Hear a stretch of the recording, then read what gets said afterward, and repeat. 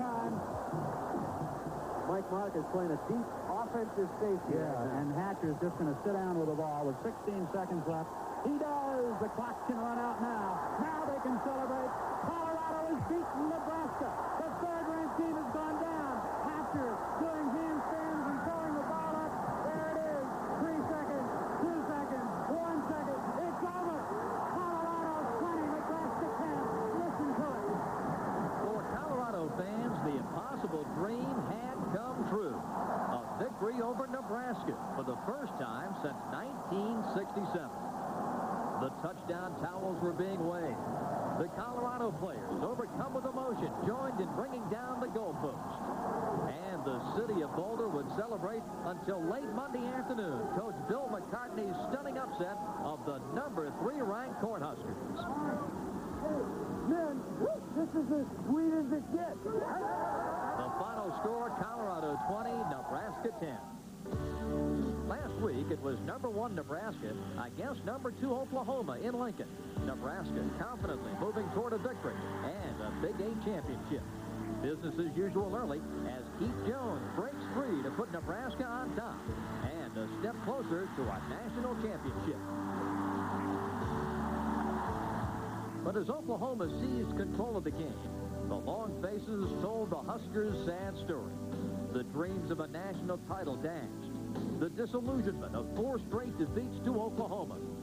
The seniors' empty feeling of never having played for a Big 8 champion.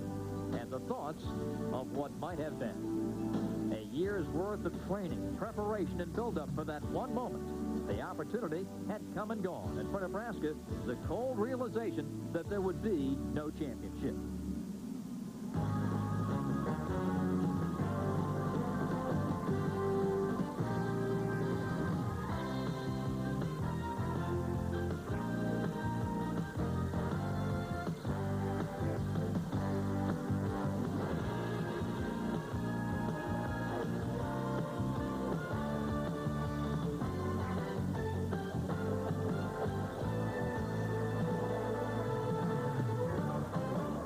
ESPN proudly presents CFA College Football, the majestic snow-capped Rocky Mountains in the background, providing a magnificent backdrop. As from Folsom Field in Boulder, Colorado, it's the number 5 Nebraska Cornhuskers against the Colorado Buffaloes. Hi, everybody. This is Bob Rathman. My partner is Lee Corso. Coach, big game today. Colorado's bowl game. They've got their terrible towels out and they're ready to go. Nebraska's got to win this ball game to keep that high national ranking. As is the case in key games, the quarterbacks are often the focal point. No different today. Nebraska's quarterback, Taylor, number 9, is an outstanding runner. But he feels he likes to throw the ball more effectively today because Colorado can stop the run. Mark Hatcher, the quarterback, is an outstanding quarterback. He beat Nebraska here last week. He knows how to, last year, he knows how to do it. Well, Lee, what will it take for Nebraska to win today? All right, the key Nebraska from the eyebrows up. How they handle that mind game of that loss to Oklahoma. That was a devastating loss. They don't know how they're going to handle it, neither does Coach Osborne. And for the Colorado Buffaloes, what will it take to make it 2 upset wins in a row? All right, the key for Colorado is perfection offensively and a couple of trick plays, pressure the quarterback, and psychologically, they're coming out in all black uniforms. They wound up in gold pants. They're coming out in all black for power. It's going to be a psychological advantage, they hope. The 2 teams are ready. The Nebraska Cornhuskers against the Colorado Buffaloes here at Folsom Field. And really, Lee, this is Colorado's bowl game. Absolutely, because they feel like they've been neglected by everybody. It's the best football team in the country not going to a bowl game. That's why they build it up this way. Meanwhile, for Nebraska, they're going to a bowl game once again. And they've got to play Florida State. Florida State beat Florida today, so that means Florida State's got a chance for the national championship right there at Fiesta Bowl. That, of course, will be on January the 1st, and they're dubbing this one here the Folsom Bowl. The Folsom Bowl with the terrible towels, the yellow towels. The first 20,000 people that came into this place, they gave them one of these towels, and I got one yesterday. This game today will feature 2 of the finer rushing offenses in the country, Nebraska and Colorado. The top 3 rushing football teams in this country, 2 of them are right here. Nebraska and Colorado. The other one is the Air Force Academy, and what happens is, you guessed it, 3 of the top 4 teams in the country rushing the football are all wishbone teams. You can see it right there. Here come the Cornhuskers of Nebraska.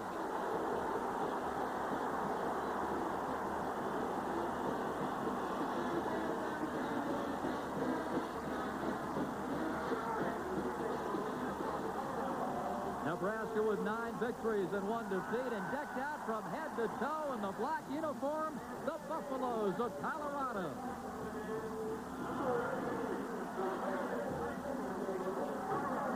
The Buffalo is ready. He'll lead the charge in a beautiful day here in Boulder, Colorado.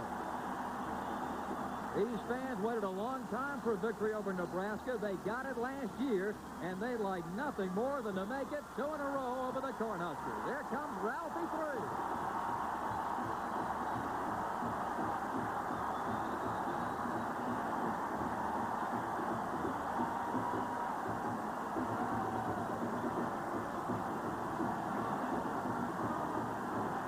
ESPN presentation of CFA College Football is being brought to you by Michelob.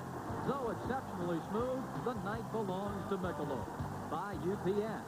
Whether it's for overnight letters or packages, UPS runs the tightest ship in the shipping business. By Howard Johnson Hotels and Lodges. And by GTE. No GTE. It's a Big 8 brawl in Colorado. The Buffaloes against Nebraska. The kickoff is coming up next. Fundamentals, fellas. Straight, simple fundamentals. The lesson we learn weekends. But for Hansley, the biggest factor will be the sun in the first half. For Nebraska, the problem will be catching punts and kickoffs. It's right in the sun. For Colorado, will be catching the forward passes. The sun is definitely a factor for the first half. The deep men, Richard Bell and Dana Brinson for Nebraska. Kicking off for Colorado, Ken Culbertson. Colorado won the toss. They deferred their decision to the second half. Nebraska to receive, and our game is underway from Boulder, Colorado. A high bounce over the head of Brinson, a touchback, and Nebraska will bring it out to the 20-yard line. Here's the Nebraska offense. At quarterback, Steve Taylor, Fresno, California. The running backs are Micah Heibel, Keith Jones, and Dana Brinson. The receivers, Rod Smith and Tom Banderas. The tackles, Bob Sledge and Kevin Leitner.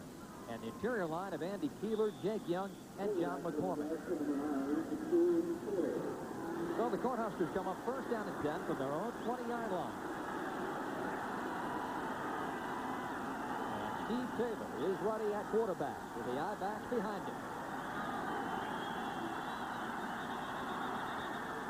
A flag and a bobbled snap will straighten things out as we take a look at the Colorado defensive line of Arthur Walker, Kyle Rappold, and Kurt Koch. The outside linebackers are Alfred Williams and Canavis McGee. The inside backers, Michael Jones and Eric McCarty. Cornerbacks, David Tate and John Narron. And the safeties, Mickey Pruitt and Rodney Rogers. The penalty was against Colorado. Kyle Rappold's jumping. And that makes it first down and 5 for Nebraska out of the 25-yard line. And Richard Bell coming in motion. It is Jones. And he's got a Nebraska first down up to the 32. Rodney Rogers, the free safety, came over to make the tackle. First play of the game, right at him. Test their manhood. Let's try how tough they are. Jones over the right tackle, Leitner, and gets a good play. Number 4, Jones. Rogers comes up to make the tackle. One of the things you like to do in the first part of the game as an offensive coach is get your line to come out and hit people. That's why they don't come out throwing and run the ball right away. First down and 10 for the Cornhuskers. At the Nebraska 32. Jones breaks a tackle and crawls to the 35. The senior from Omaha. McCartney, number 32, McCartney, comes from the inside. If you see right there, Bill McCartney, he's probably one of the finest young football coaches in the country. One of the things he likes the most about this Colorado program is he's built it slowly, and he's built it with the image of Michigan. He was a defensive coordinator for Bo Schembechler for 8 years and has used Michigan as his model to build the Colorado program. Second down and 6 from the 35. The fake to the fullback. Taylor's going to keep it. 45 and trying to make the cut and slip at the 46-yard line. An 11-yard pickup for the Nebraska quarterback. Taylor comes out in a nice option play right away. You'll notice he fakes the ball inside to freeze everybody. Fakes the ball to number 48 Heibel in there. Now he comes down. He's an option to the outside man. Number 19 takes the outside pitch, Pruitt does, and leaves Taylor all by himself. It was snowing here yesterday. They took the snow off yesterday. It's dry in some spots, but it's still wet, obviously, in others. First down and 10, Cornhuskers from their own 46-yard line. Opening drive of the game. And it is going to be the fullback, Micah Heibel. And he'll carry it for just a couple of yards. Heibel, the senior from Lincoln, Nebraska. Lee, we talked at the top of the show about how important it was for Nebraska to regain the emotional stability and get their heads back to thinking about winning football. Can you put that on this first drive? Is it that important? One of the things they've gone to is immediately what they do the best, running the football. They're not going to put the ball in the air unless it's absolutely necessary because they think they can run the football against anybody, and they want to prove it right now. Gregory is a wideout to the right. Taylor bottled up, gets over the 50 into Colorado territory, but he is wrapped up there. And making the tackle was Kurt Koch, the senior from Littleton, Colorado. It looks like Colorado's strategy on stopping the option is to make Taylor run the ball to the inside. Now, you watch the inside linebackers, number 59, Jones, number 32, McCartney. They make everybody cut inside so they can take a hit at Taylor. One of the best ways to hit Taylor is to make him run the ball. And what they did there, they got him to run the ball, and they got him tangled up in a bunch of people, and he hurt his left ankle. He is shaken up, Lee, and coming out of the game. And we'll see Clete Blakeman come in. We're trying to see what happens on this. Remember, they're trying to make Taylor run the football. The option, everything is outside. Notice all the black jerseys to your right, to the outside, and number 96, McGee, gets a good shot. I think he twisted his ankle. Senior Clete Blakeman in the game for Nebraska quarterback with the injured Steve Taylor on third down throwing, and it's going to be an interception. We had to wait and see. It was very close to the ground, but the pickoff is complete by Mickey Pruitt, the strong safety man, number 19. An interesting call. You bring in a new quarterback, number 12, Bateman, and you immediately go to a pass. What happens, he throws the ball behind the intended receiver, and number 19, Pruitt, makes a good catch. Watch. The intended receiver almost had it, and 19 almost caught the ball. I said almost. But from the officials' standpoint, he did catch it. It's first down, Colorado. Well, that's why we had to hold up to see what the official call was going to be. It looked like a trap on our replay, but it's Colorado ball going the other way. First and 10 at the 45-yard line. Mark Hatcher is the quarterback for Colorado out of the wishbone. And the give is to the fullback, Eric Kissick, and he gets just a couple of yards up to the 49-yard line. This could be a significant play later on. Now watch number 19 catch the ball or trap it. Now, from the second look, it looks like from our side and our vantage that he trapped it. But the official might have been blocked out by the other player and called it an interception. Mickey Pruitt making his 5th interception of the season. Colorado comes up second down and 5 from their own 49-yard line. Hatcher pitching, and it is going to be Flanagan. Flanagan trying to get to the outside into Nebraska territory at the 49-yard line. Let's take a look at the Colorado starters. At quarterback, it is Mark Hatcher. The wishbone backfield of J.J. Flanagan, Eric Kissick, and Aaron Biemi. The receivers, Drew Ferrando and George Hemingway. The tackles, Pat Ryan and Darren Muhlenberg. And the interior line of Joe Garden, Eric Norgard, and Chris Symington. There was a penalty flag dropped on that last play. We'll see about giving us the indication. The penalty will go against the Buffaloes. We talked also about Colorado needing an emotional spark, and well, you think that interception is going to get them on the beam. Well, that was important because what it did is it gave them the football early. It gave them a chance to establish something. This penalty was on the sideline. It looked like, with Coach McCartney's arguing right there, that one of the players said something to the officials in there, and that's where the penalty came from. It was not, Bob, in the field of play by any of the players playing.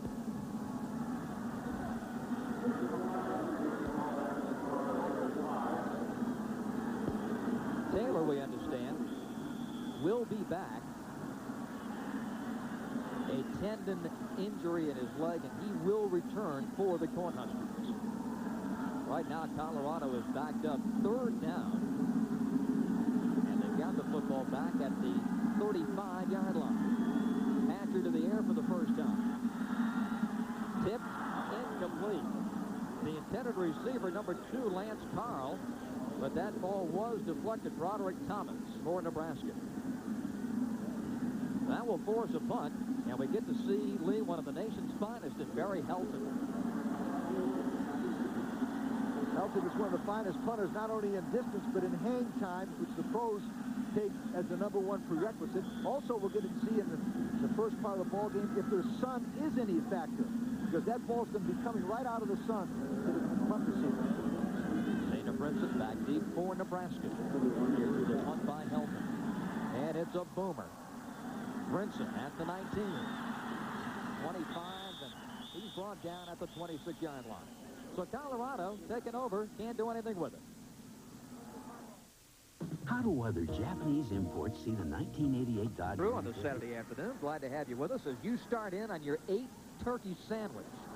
There is Taylor on the bench for Nebraska. We got word originally that he would return, but they're working on that ankle. Well, that just indicates he will return. When they're working on an ankle like that, percentages are you come back. With you as a coach, the most concern you have is when they're working on a player's knee. Percentages are they don't come back after a knee injury, but he'll be back with that ankle injury. We have 10 minutes and 57 seconds remaining in the opening quarter. Colorado and Nebraska, no score. And into the ball game at quarterback for Nebraska, Clete Blakeman, the senior from Norfolk, Nebraska. Very efficient passer. He is hit on 64% of his throws, and there you see his rushing statistics. We did a game Nebraska-South Carolina earlier this year when Taylor got hurt. He came back and led Nebraska on 17 fourth-quarter points to beat a good University of South Carolina football team. The officials are getting together. Here's a look at the Nebraska-Colorado series. Early in this series, it was pretty even. Then Nebraska started rolling. They won 18 in a row before the defeat here, 20-10, that they're still talking about here in Boulder. They will talk about it because Bill McCartney has used the Nebraska team as a benchmark of how good his football team will be. He beat Nebraska. That meant they had arrived. Now Tom Osborne. I tell you what they might be talking about. They might be talking about the headsets. The rule in NCAA football is if your headsets go out, the other team can't use their headsets. You know what I mean? So that you can't have a disadvantage there. And that's what Nebraska's having. And Taylor's coming back into the ball game with that right ankle. And there is the return of Taylor. So that ankle tape and ready for action. Nebraska starting a drive. They have it first down at 10 from their own 27-yard line. Last week in the Oklahoma game, Taylor suffered 3 interceptions. Jones dives over the 30 and up to the 31-yard line. The fastest runner in Nebraska history. That's Jones. That's Nebraska's favorite play. Watch number 61, McCormick, the All-American guard, come around. 48 high bull. They all knock their men down, and Jones smiles and goes fast, driving for extra yardage. That play is the basis behind the Nebraska offense, the toss sweep. A 5-yard pickup for Keith Jones makes it 2nd and 5. Brinson is the wing left. Jones looks for a hole and finds a small one and gets out to the 36. Keith Jones with a carry, David Tate with the tackle. The right side of the offensive line, 57 Leitner, 61 McCormick are doing a good job of driving in their high ball. It's a good block. What Nebraska is doing right now is coming out and testing Colorado's manhood. Let's see how tough you are. Let's play man on man, roll up your sleeves and see who's better. That's Nebraska's football, the essence of Tom Osborne's team right there. The officiating crew led by referee J.C. Lauterbach stretching out the chains. That's how short it is for a Nebraska first down. 3rd and inches. No score, 10-16 to play. The opening period from Boulder, Colorado. The final game of the Big 8 season, and should Colorado stage another upset, we would have a 3-way tie for 2nd in the final Big 8 standings, involving Tom Osborne's Nebraska Cornhuskers, Colorado, and Oklahoma State, and that would be a first in the history of the Big 8.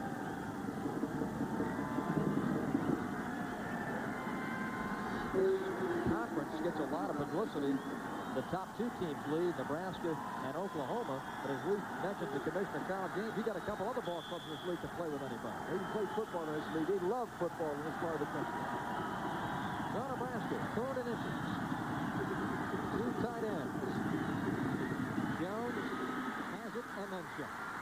Still going over the 40 to the 43-yard line. And Nebraska has a 1st and 10. Heath Jones making a move on the record book here.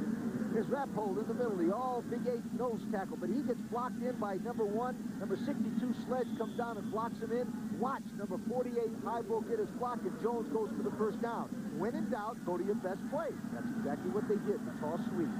Heath Jones is now 5th on the all-time Nebraska rushing list. He has passed Jeff Kenny today with 21 yards.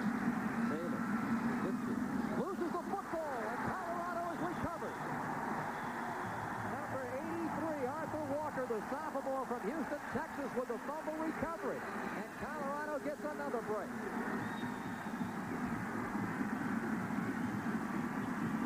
The option play, coming down the line. Taylor makes a good fake. He comes down. Remember, Colorado's theory is to allow Taylor to run it and then hit him. And they do hit him. Number 23, Tate, comes out, strips the ball, and it's the 2nd turnover on a good Nebraska team already.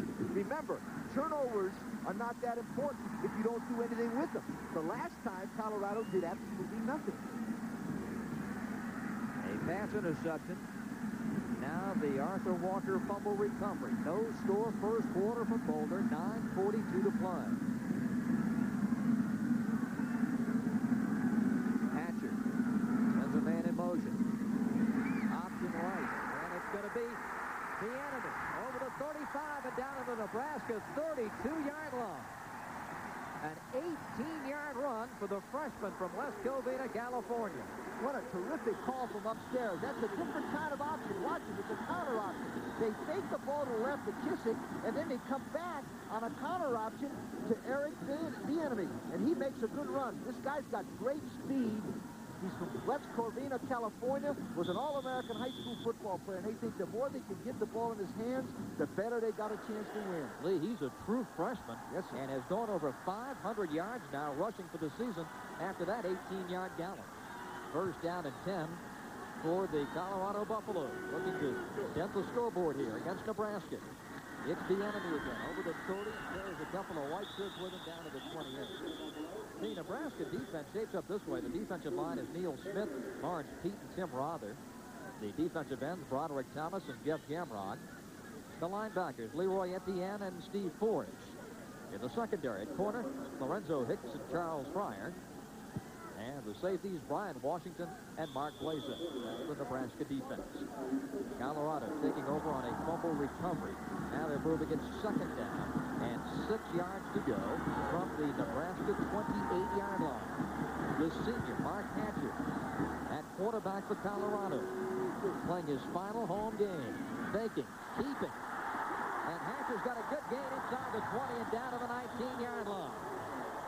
Mark Hatcher, who's back in as the starting quarterback for Colorado. Great picture. Watch the triple option. Fakes the ball to Kissick, number 33, comes out and cuts it in. Nebraska is using the same theory against Colorado, forcing the quarterback to run. The difference that time is Hatcher hit the hole quicker, Taylor, and made a good run.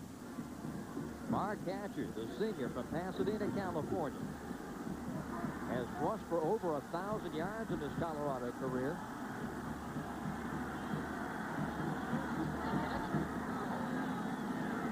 First and 10 Buffaloes. The give to the fullback, Eric Kissick, and he's wrapped up as he gets back to the line of scrimmage. Well, Nebraska was ready that time. Strong side linebacker Leroy Etienne was there to make the first hit. Etienne, number 47, is from Louisiana. Watch the right-hand side of your picture. He steps up. His responsibility is the fullback. The reason he makes that such a great play is he squares up, which means he puts his face on the fullback's face and stops him right there. He didn't arm tackle him all. Good play by Etienne. 2nd down and 10 for Colorado. A fumble started this Colorado drive. Now the officials are stepping in. A penalty flag has been dropped. Colorado has had terrific field position to start these two drives. The interception set up the first drive at the Colorado 46, and this one starting at midfield.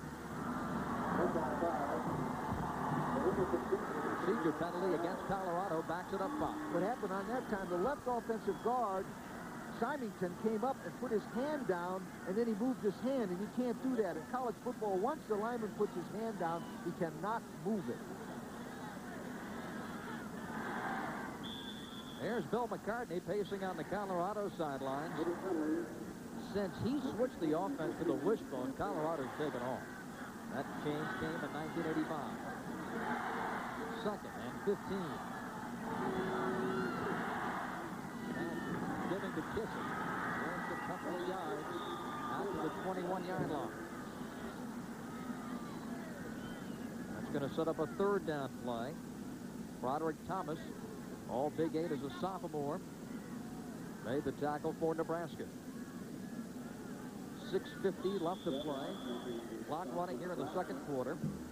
No score. Colorado, Nebraska. It's going to be 3rd and 13. What's the playbook look like, Coach? Well, first of all, you do not run a trick play. Why not a trick play here? Because 3rd and 13, the defense watches it for a trick play. So basically, usually in this situation, you run some kind of an option or try to get some flood pass. Fullback in motion. Hatcher pitching. He's bumped out of bounds. Got back to the 22, and Leroy Etienne is there again. Etienne 47 and 89 Thomas make a great play. They run an option, which is a good call because it's a safe play. They pitch the ball to number 29, Flanagan, but watch the pursuit. 47, Etienne, and number 89, Thomas. Two of the finer athletes on the Nebraska football team make a good play of that. Colorado's going to try a field goal on 4th down. Dave DeLine, a senior from Denver, is in. He's 3 for 3 this season. This is a 39-yard attempt, and it is blocked. Nebraska picks it up and is down there at the 23. Neil Smith, the outstanding tackle, came through and blocked that 39-yard field goal attempt by Dave DeLine. Picture to watch number 99, Neil Smith, 6'5", 260, come up, put his right hand up there, right there, and deflects the ball. Now, the important thing there, once the ball is deflected, anybody can catch that ball and run it. And the Nebraska guy alertly takes it and starts to run it, but Colorado stops it. Colorado has had all the breaks. They came out psychologically in their black uniforms. They got the breaks, and they've done nothing with them. They better do something quick or Nebraska's going to warm up. Quarterback, and he's going to hand it off just a couple of yards for the fullback.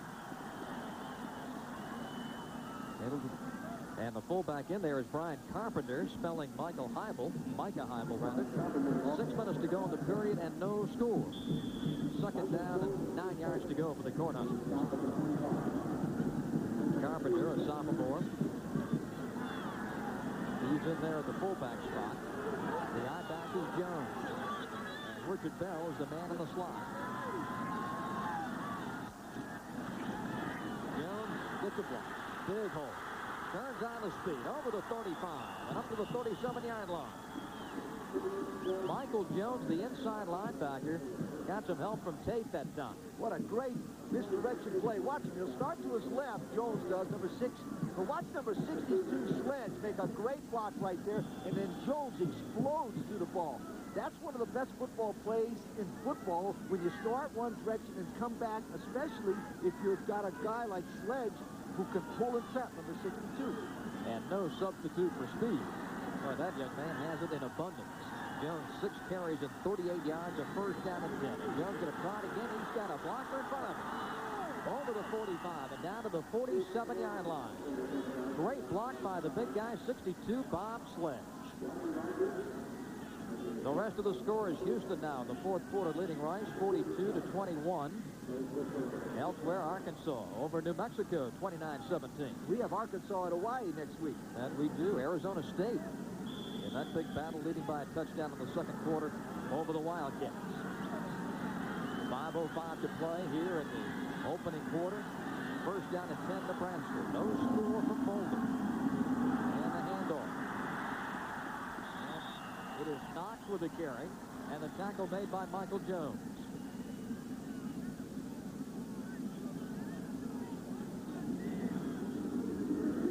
sprint draw play. 95 Koch is one of the finest football players that Colorado has. They double-teamed him this time, and they drive him right straight back. Number 57, Leitner, does a great job with his legs. Leitner ought to. He squats 756 pounds, more than any offensive lineman ever has in the history of Nebraska. Ryan Carpenter and Tyrese Knox behind Taylor. Taylor's going to spin, and he has to eat the football as he gets to the 49. That time, the defensive tackle, Kurt Koch, was there. Tom Reinhardt over to help him out. The quarterback doesn't have an option on this. As he reverse pivots, Colorado's defensive plan is to make him run the football. 97, Reinhardt forces him to run the ball so they can hit him. Now a key play. 3rd down and 9. Nebraska has been running a misdirection play a lot in this situation. Also a rollout pass by Taylor. Lakeman on 3rd down and a pass interception, and we get number 95 jumping across the line for the Colorado Buffaloes, and that's Kurt Koch, and penalty flag she'll fly.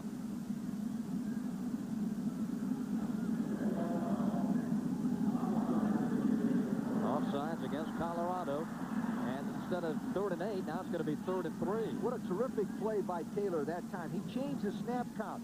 He went to a long, non-rhythmic call, and by going hut, hut, he made Koch jump offside because he's coming to rush the passer. So Nebraska, 3rd and 3. No score here in the opening period. From the Colorado 45. Bell in motion. Taylor keeping.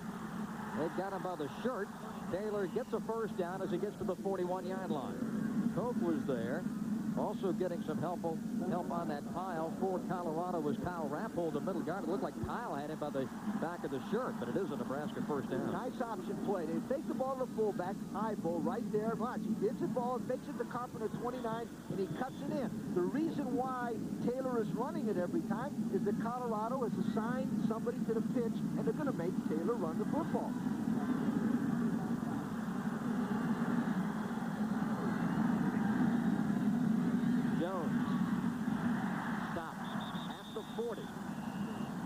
Play that time. Michael Jones was there, number 59, the sophomore from San Diego. He's had a whale of a season for Coach Bill McCartney. Number 2 tackler on the team. Watch number 59 at right of your picture. He fills a hole, but he's strong enough to reach out and grab Jones and pull him down with one hand.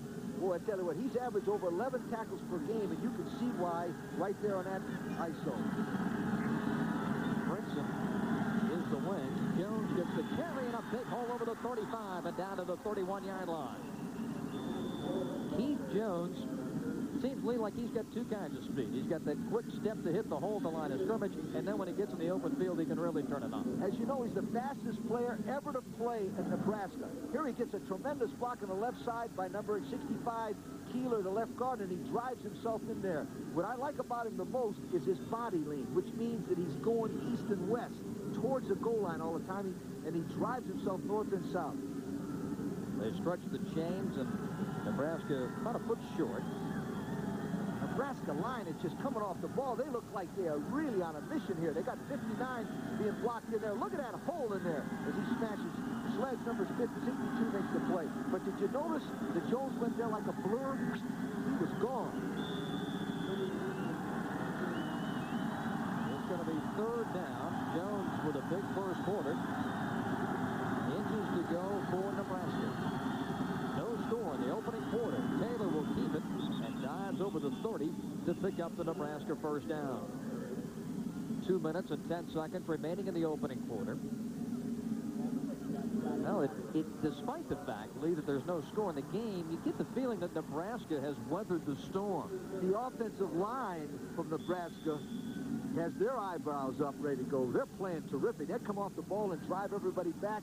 Just drive them off the ball. Rappold is driven back, and it's a 1st down for Nebraska. They've run a couple of misdirection plays for big yardage. Let's see if they come back to that soon. This is the 10th play of this Nebraska drive. 1st down and 10 from the 29. Taylor thought about throwing it and gets it down to the 25. Steve Taylor is in on 48% of his passes with 13 touchdowns, but kept it on the ground. Of course, the thing you have to think about, too, Lee, when your quarterback runs a lot, he's going to take a beating. And he's going to get hurt. And that's the object of the Colorado defense. Not that they want to do it illegally, but they want Taylor to run the ball so they can hit him all the time. Why rush the passer and sack him when you can let him run it and hit him? Second down for Nebraska, and 5 to go from the Colorado 25. Now a penalty flag has been thrown before the snap, and we may have had some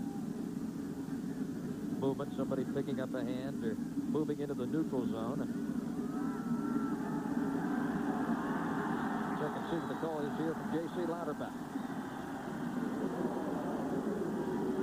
This time against Nebraska. You know what that call was? I haven't seen it this year. But the center moved the ball forward as he came up over the ball. You know, and they like to turn the ball over to get the laces. The center turns the ball. See him? That's a little bit of movement right there. That is illegal procedure and a 5-yard penalty. The reason they do that is because they like to get the laces in their hands so they can get the quarterback with the laces ready to throw. You've got to turn that ball before you get set. That's right. Second down at 10. Taylor, quick step, has to run, 25 to the 24. Michael Jones again in on the tackle. Well, we've called number 59 quite often here in the first quarter for Colorado. 6'2", 225-pound sophomore. He's a sociology major. The thing I like about him is around the ball. If he doesn't make the tackle, he's always in the picture, which means he's got good vision as a linebacker. 25 seconds remaining here in the opening quarter. It is third down and 5. Nebraska will get this play off before the end of the period. Wilson in motion. Taylor. Jones has it, and Jones is going to be shy of the first down. At the 22, it's going to be 4th down and about 2 yards to go for Nebraska. And that's the end of the first quarter of play. No score in Boulder. Nebraska and Colorado.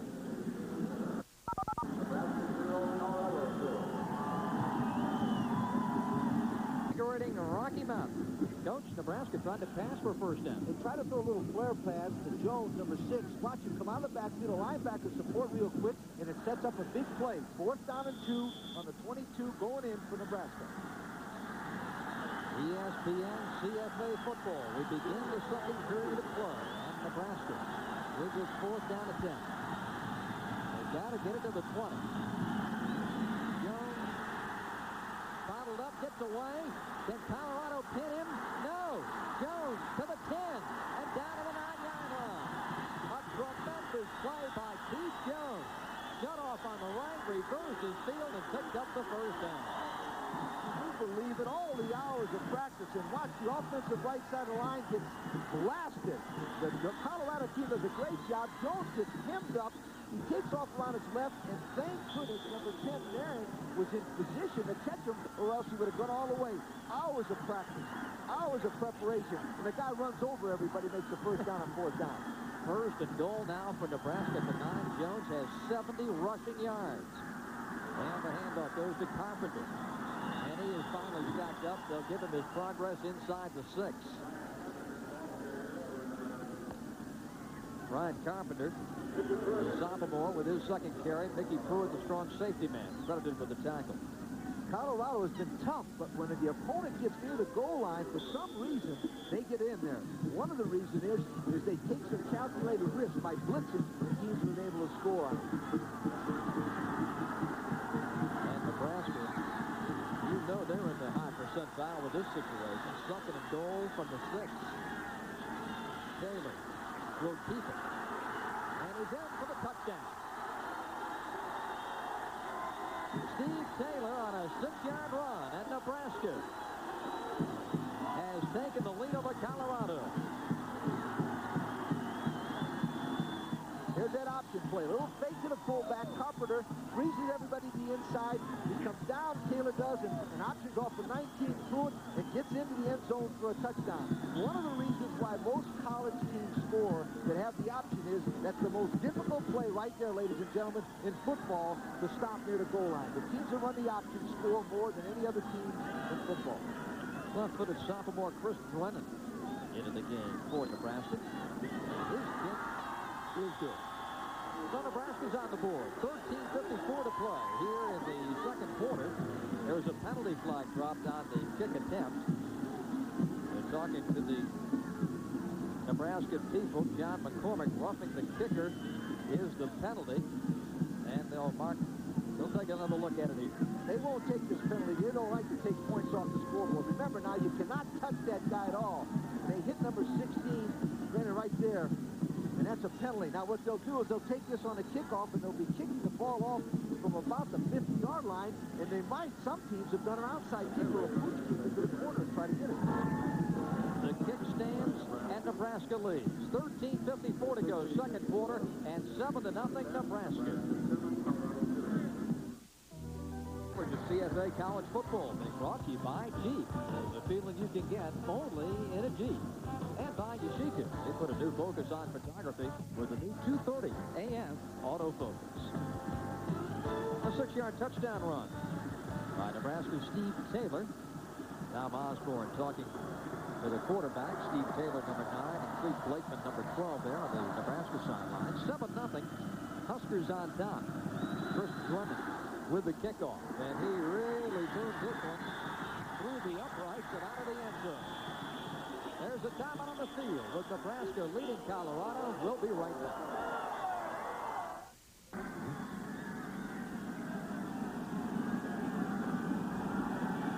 Nothing. Nebraska leading Colorado as we start this Colorado drive. First and 10 from the 20. Mark Hatcher is the senior quarterback for the Buffaloes. 7-0 Nebraska leading, and the handoff goes to Eric Kissick, the fullback. And they can get a couple of yards out to the 22. Well, the magnificent front range here. NFL Sunday on ESPN tomorrow. Game day kicks it off at 11:30. Pete Axthelm, Chris Berman, Tom Jackson, then NFL Primetime with a daily recap of all the games. Then our primetime feature, the Cleveland Browns against the San Francisco 49ers at 8 p.m. Eastern Time tomorrow night on ESPN. Well, the ski season is in. Coach, I thought you'd bring your skis out here on this trip. I live in Orlando. I got water skis. That's what I think. It's second down and 8. And the handoff goes to Eric Bieniemy. He is wrapped up. Got back to the line of scrimmage, but that's all. We'll see where they mark it. There was the Nebraska drive, and a fine drive it was. The offensive line did a beautiful job. Taylor with a 6-yard touchdown run. It was vintage Nebraska. Good offensive line play, hard running by the tailback Jones, and a great option play by Taylor.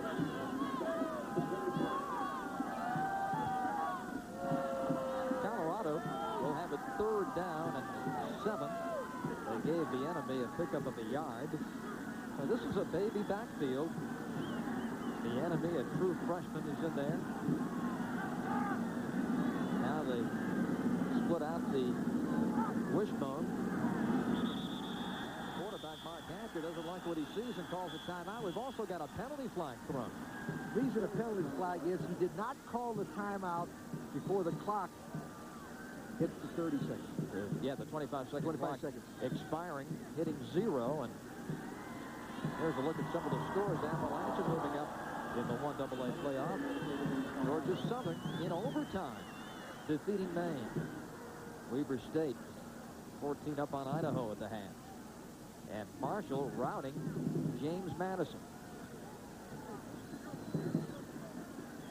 The penalty against Colorado moves it back, and at least they did not burn a timeout. Well, what happens when you have a timeout like that, you try to get it before the clock runs out, you lose 5 yards. But what happens worse than that, it's 3rd down and 14, and wishbone teams don't do well with 3rd down and 12. Colorado, 6 penalties. Hatcher complete, and the grab is made by Lance Powell. And he's got the 1st down. Out to the 35. One advantage advantage that this Colorado Wishbone has, Lee. They got a great receiver in Lance Carr. And boy, I tell you what, that time they split out everybody. He drops number 89, Thomas, out into a free defensive position. But Thomas is not a great pass defender.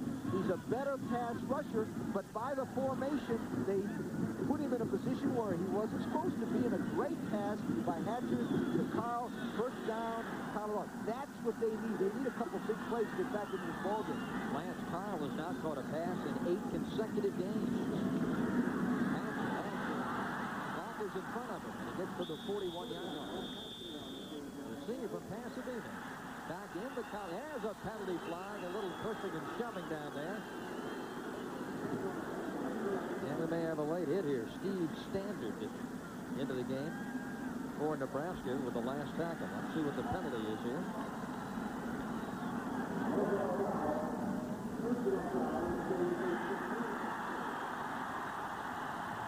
The personal foul against Nebraska. That'll be an automatic 1st and 10 for Colorado. And the ball down to the 44. Keep your eye on number 33, Kissick. As he goes through, he gets an excellent block into the area right there as Hatcher drives himself forward. The secret to the wishbone is that point where the quarterback takes it and fakes it or runs it, giving the ball to the fullback and running it himself. And so far, Hatcher and Kissick are doing it very well. Colorado has moved out from its own 20. Now into Nebraska territory at the 44-yard line.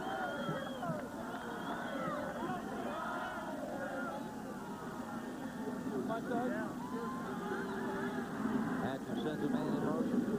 Kissick the carry, and he gets to the 42-yard line. Just a couple of yards for the sophomore from Overland Park, Kansas. He replaced Michael Simmons at that fullback spot after Simmons went down with an injury in the Kansas game. John Marco with the tackle for the Huskers. Speaking of injuries, that's what got Mark Hatcher back into the lineup at quarterback for Colorado. Salinesi separated his shoulder, and he's back in. The team's in a Big 8. They thrive on running the football, but they also love to stop the other team's running game. 2nd down and 8. Health, where 3.5 million active women learn how to stay down to the 36-yard line of Nebraska.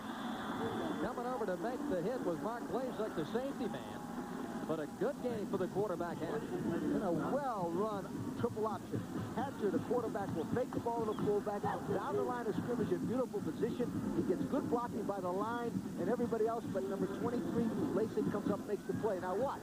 Good mesh point. He comes down, he fakes. Keep your eye on number 33. Kissick, boom. He cuts down the defender, number 37. And now, in the bottom of your picture, you'll see Hatcher running, but number 23, Lasik, comes up from the secondary and makes a good play. Big play, 3rd and 2 for Colorado. Hatcher faking to Kissick. He'll keep it. He dives, and it looks from here like he's got the first down at the 32-yard line.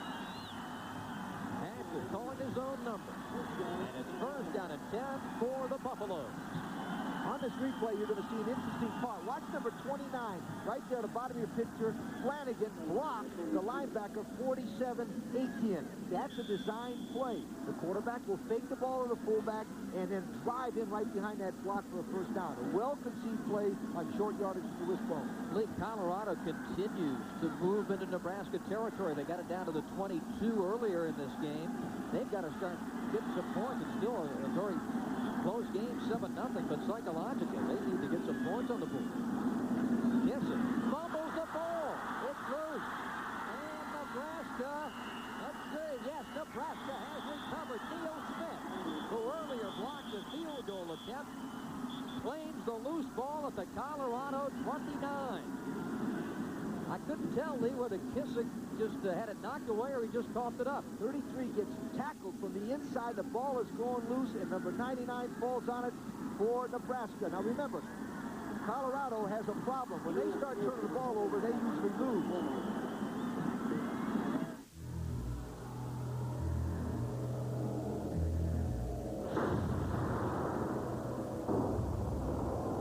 Rocky Mountains, Boulder, Colorado. 7-0 Nebraska leading the Buffaloes here. 9:22 to play in the 2nd quarter. For those of you who were watching that Notre Dame-Miami game, welcome to our broadcast from Colorado. The first Colorado turnover in 11 quarters has given Nebraska the football. ball first and 10 at the Husker 29. Davis hands it off to the fullback, Brian Carpenter, and nowhere to go.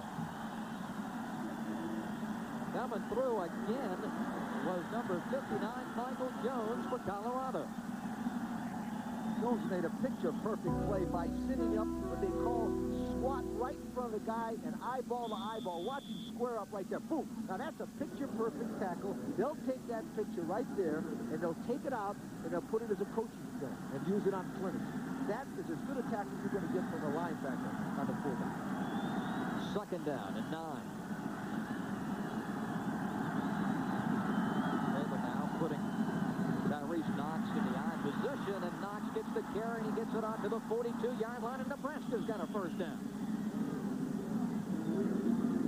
It's a good thing he moved Knox over that time, because he would have pitched the ball to nobody. He moves Knox over, and he tosses the ball to him in the toss sweep. Now, watch number 57, Leitner, who's a good offensive tackle, coming back from the backside and keeps after his man as Knox drives himself forward. The backside is very important. That's the side away from the ball, because that's the side that usually catches the man from the blind side. Kevin Leitner, a 6'2", 285-pound senior. With that last block for Nebraska. Here's the pitch, and it goes to Knox. Trying to get outside, hit and drop. Back at the 39. Great lateral pursuit that time for Colorado. Terrific play by number 94, Alfred Williams, a true freshman. The left-hand part of your picture, keep your eye on number 94. He's 6'6", 230, a true freshman from Houston, Texas. He and number 19, Pruitt, who's a 3-time All-Big 8 player, make an outstanding defensive play and make it second down and 12 for Nebraska. There's big number 94, 7:40 left to play here. It's going to be second down and 12. Nebraska leading 7-0. Brinson, the man in motion. Taylor does it. Incomplete, nearly intercepted. Number 32, Eric McCarty. Lee hit him right between the 3 and the 2, and there's a penalty flag now. McCarty almost picked off that pass. It would have been his second interception of the year, and he had some daylight to run down and pick up the flag. No flag. Now, what happened on that play, when Taylor went to throw the ball, he did not see number 32 from the bottom of your picture. See him? He didn't see him, and he threw the ball so hard that Eric McCarty had no idea that he was going to be able to catch that ball. He's a Rhodes Scholarship candidate, but that doesn't help him when the ball is going 95 miles an hour and he hits you right in the mouth. Third down and 12.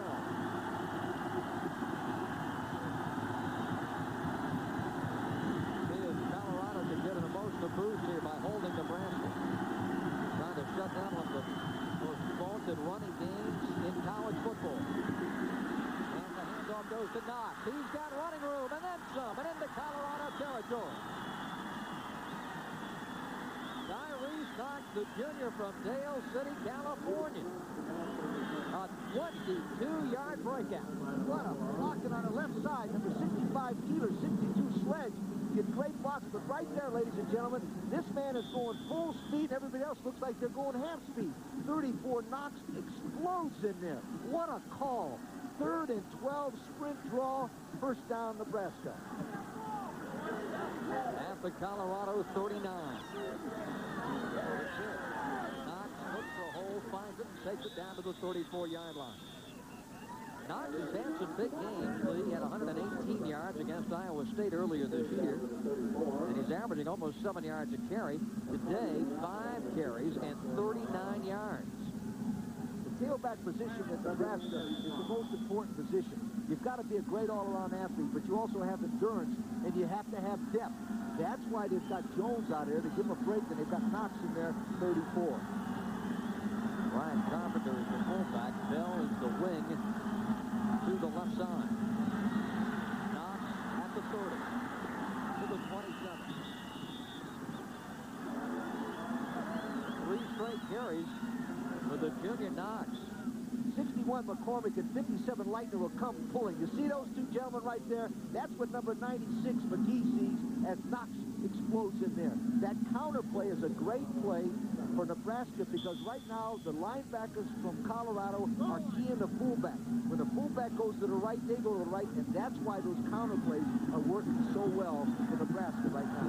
Knox at 46 yards, and he's running behind an offensive line that is outstanding and averages 268 pounds per man. Taylor wants to throw, and it's going to be tipped, incomplete, nearly intercepted. John Narron, number 10, almost picked off that pass intended for the tight end, Tom Dandera.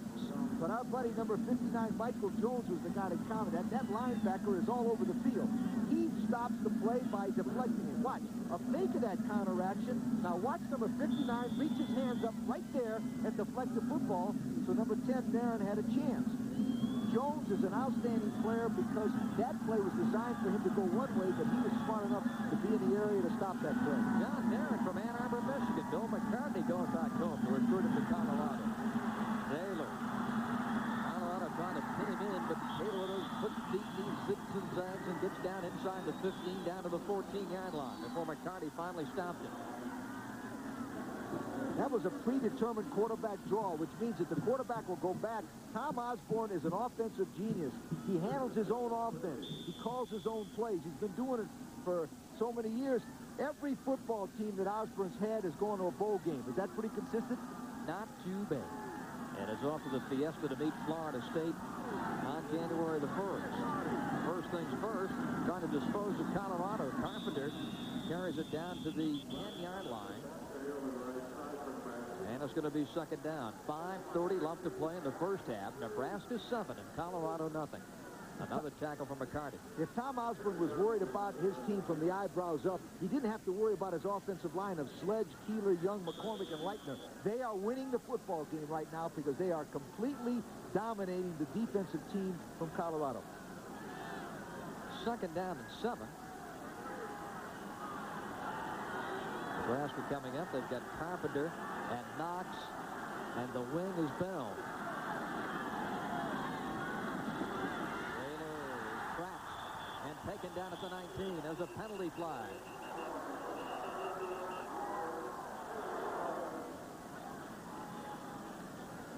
J.C. Lauterbach, our referee, assigned by the Big 8 Conference. Holding! And that'll back up the Cornhuskers. Tom Osborne's team now looking at second and long. Well, second and long to Nebraska means one thing. The sprint draw again. Remember? Third down and 12, they ran that sprint draw all the way down here. So they're a tough team to stop because they have so many weapons. Second and long is holding, which puts them back. But don't be surprised if that tailback runs the ball again and makes about 8 to 10 yards.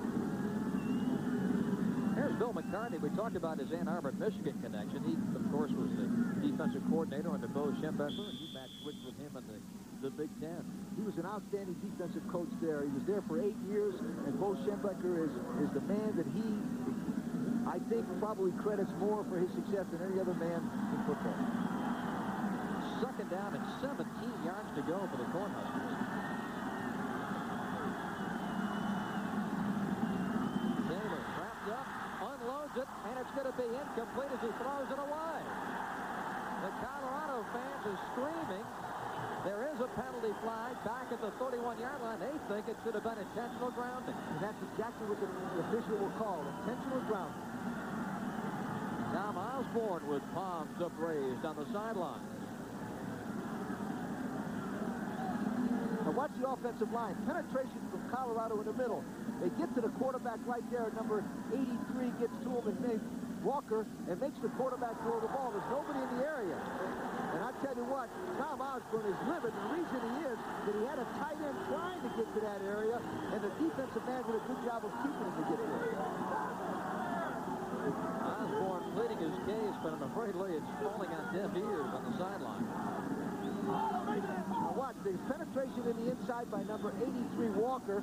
He's got Taylor by the leg, and as he throws the ball, you'll see a tight end trying to get there, but there's nobody except the other official right there. And this Osborne's reaction is, what do you mean? I can't believe that. That's mild-mannered Tom Osborne. One of the classiest guys in any profession in this country. J.C. Lauterbach, the referee. Now, of course, that's a loss of down. Yeah, that's a big play. So the penalty backs it up to the 32-yard line. It's going to be 3rd down. And Nebraska, they've got to get down to the Colorado 4-yard line for a 1st down.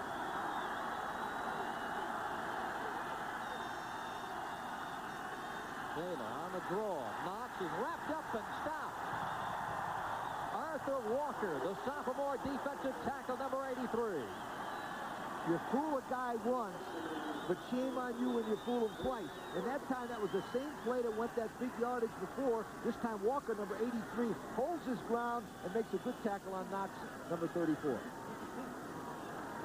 From the 40-yard line, this will be a 50-yard attempt for Chris Drennan. His longest is 43, you see there. He hasn't kicked a field goal in 6 games, and this one is from long range. Lee Blakeman is the holder. The kick is on its way. It's long enough. And it is good. A 50-yarder for the sophomore Chris Drennan. And Nebraska extends its lead to 10-0. Oh, what a boot by Chris Drennan. Remember, he's the same gentleman that got roughed on that extra point. So you know he's got good concentration. He whips that left leg in there and lets it go, and he knows immediately after he hits it, it's like a putt. 24-yard putt.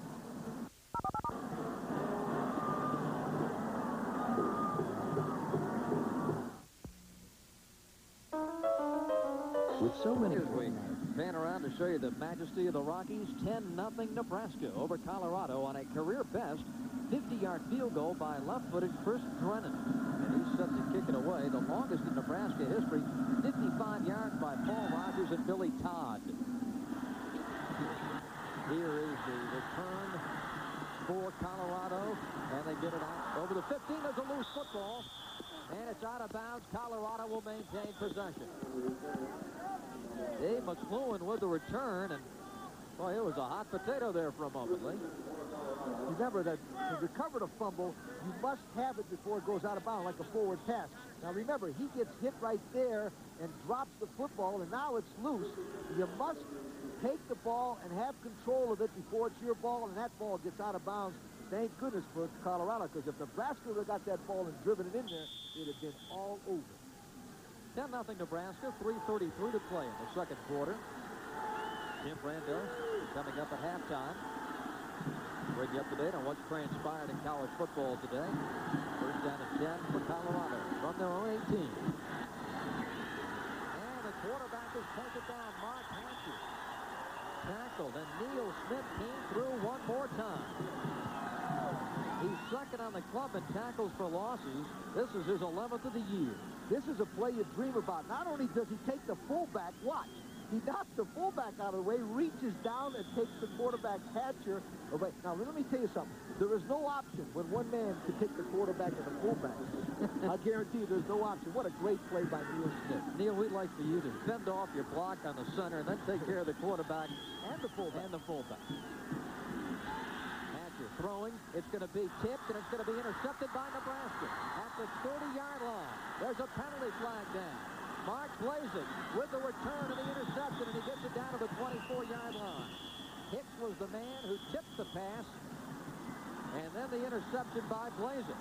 But there is a couple of penalty flags down on the field. I think you'll see the penalty on number 93 for clipping. What he did is he hit the man from behind as Blazek intercepted the football.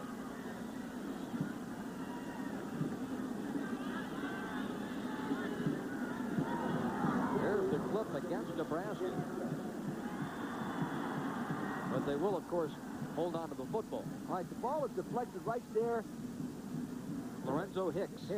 23, Mark Blazek gets the ball. Now, take a look. You'll see from the right-hand side of your picture, you should see number 93, Marco, hit a man from behind, and that's the penalty. If you keep your eye on number 93 right there, you'll see him. You can't quite see it, but he blocks a man right there from behind, and that's a 15-yard penalty.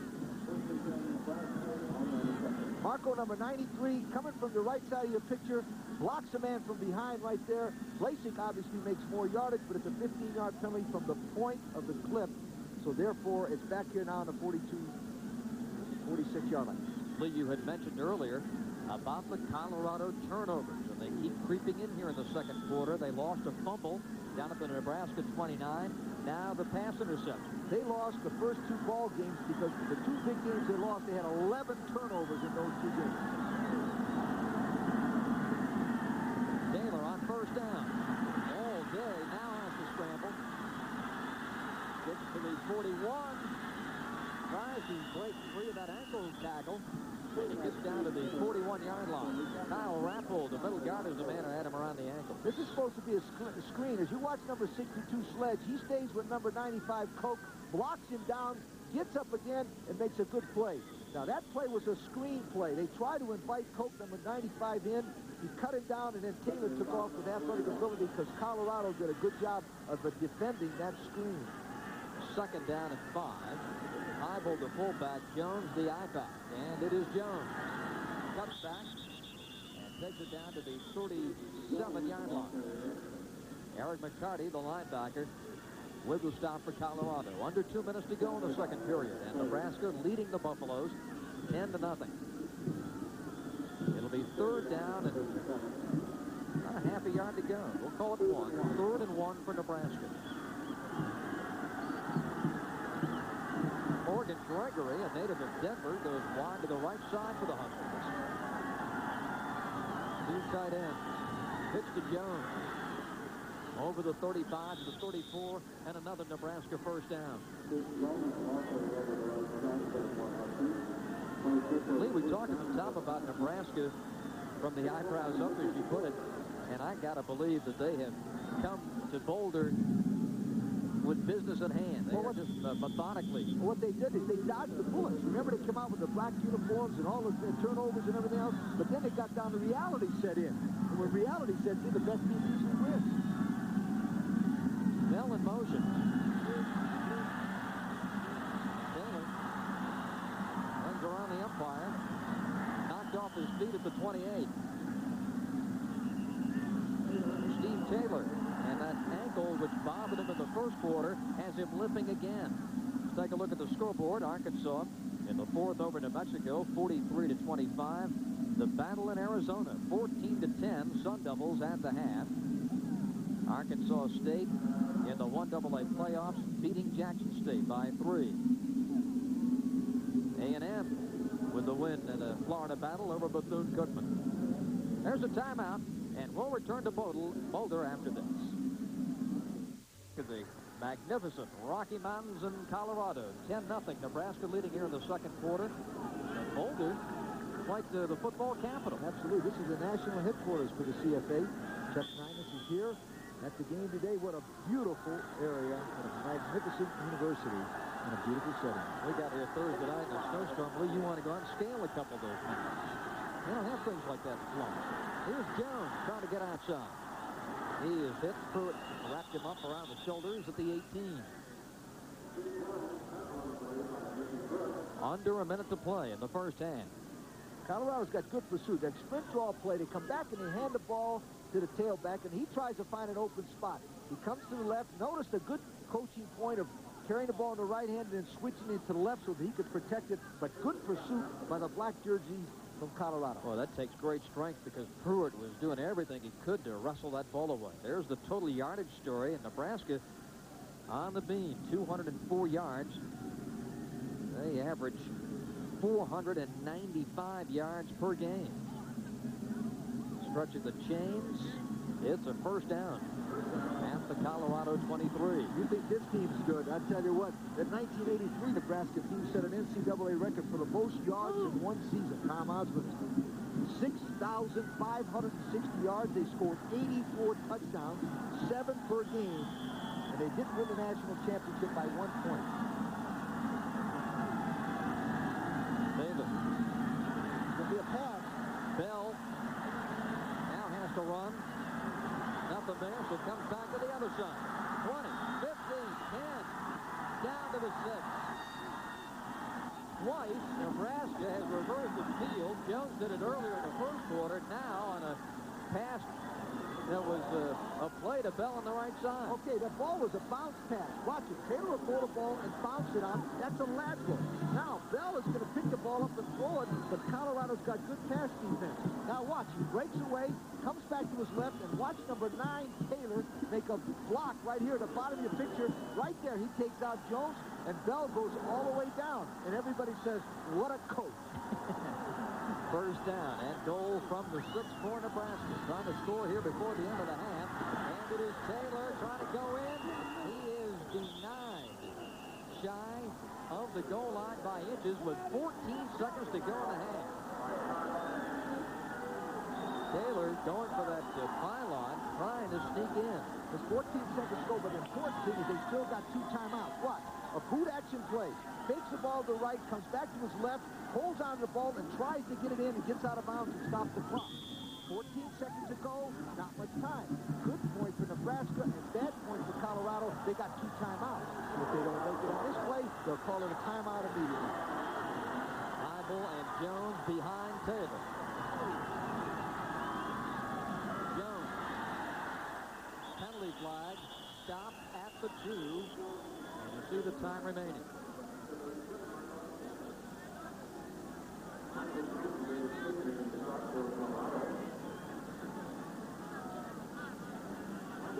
The penalty, Nebraska players pointing Colorado's side.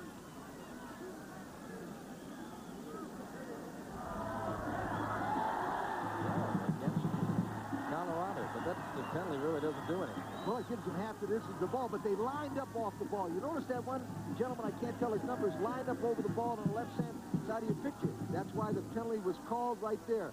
Usually, you have your outside linebackers look in and they'll say, hey, Jimmy, back up. You're over the ball. That time they didn't have that situation. So instead of having it on the 1-yard line, they're going to have it on the 6-inch line. And 11 seconds to go in the half. Nebraska leading 10-0 and looking to improve right here. Taylor jumps in. Does he break the plane? There's no indication. The clock hits all zeros, and he didn't get in. And the half has run out. Nebraska had 11 seconds with which to work. Quarterback sneaks to the left. Good call under 1 yard to go. 59 Jones keeps him from going in there. And now what will happen is they said, now here's another left. Watch 59. He stops him right there from going in. No touchdown. A break psychologically for the Colorado team. And Tom wants to know why that clock kept running. You know why it run? Because they were playing away from home. No, I don't mean that. But sometimes at home, that clock stops quicker than you're away from home. That's what Tom Aspen is asking about right now.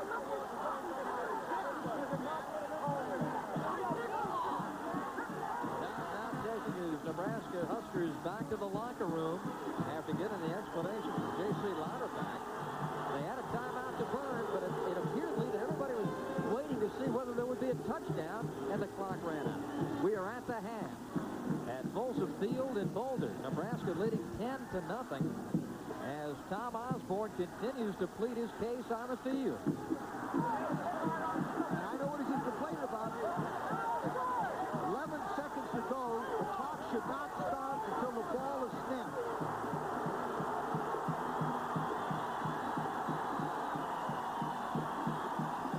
Now the officials are going to talk about it. Here's another look. Okay, now remember, the clock does not start until that ball is snapped. Now, right from there, 11 seconds have to go by before anything can happen. Now, this would be the most exciting play in the history of football, to run another play for 2 with the Colorado band playing. Wouldn't that be terrific? Can you imagine having to bring both teams out of the locker room while the band is performing at halftime? Tom Osborne, he ain't going anywhere. Let's see. I believe they're going to extend the half. This could go down in history as one of the great plays of all time. A goal line defense with a band on the field. Now, Lee, they are resetting the clock. It now they're running it down for the 20-minute halftime. Now Osborne and the troops go back.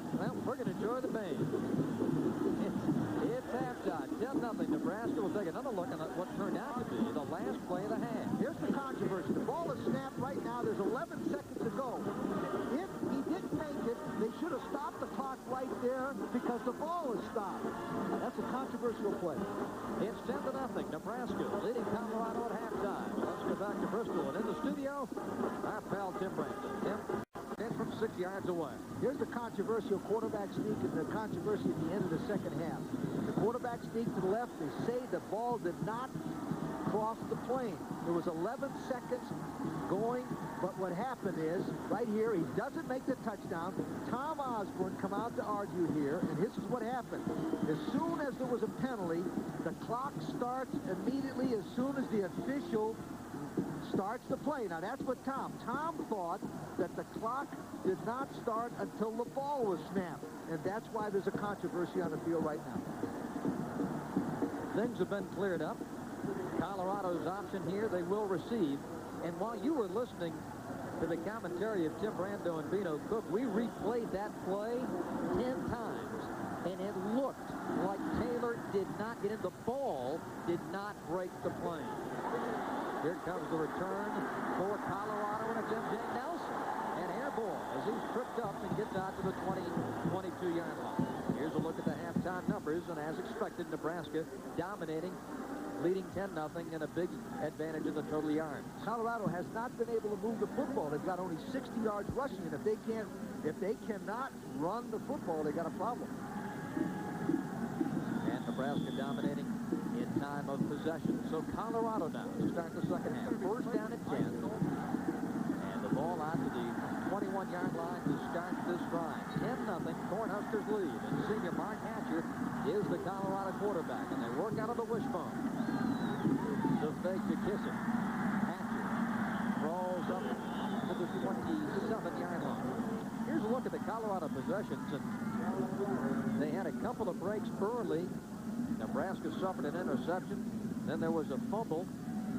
But Colorado could get no points. And eventually they turned the ball over, losing that 9-play drive on a fumble. A 6-yard pickup for Hatcher makes it second down and 4.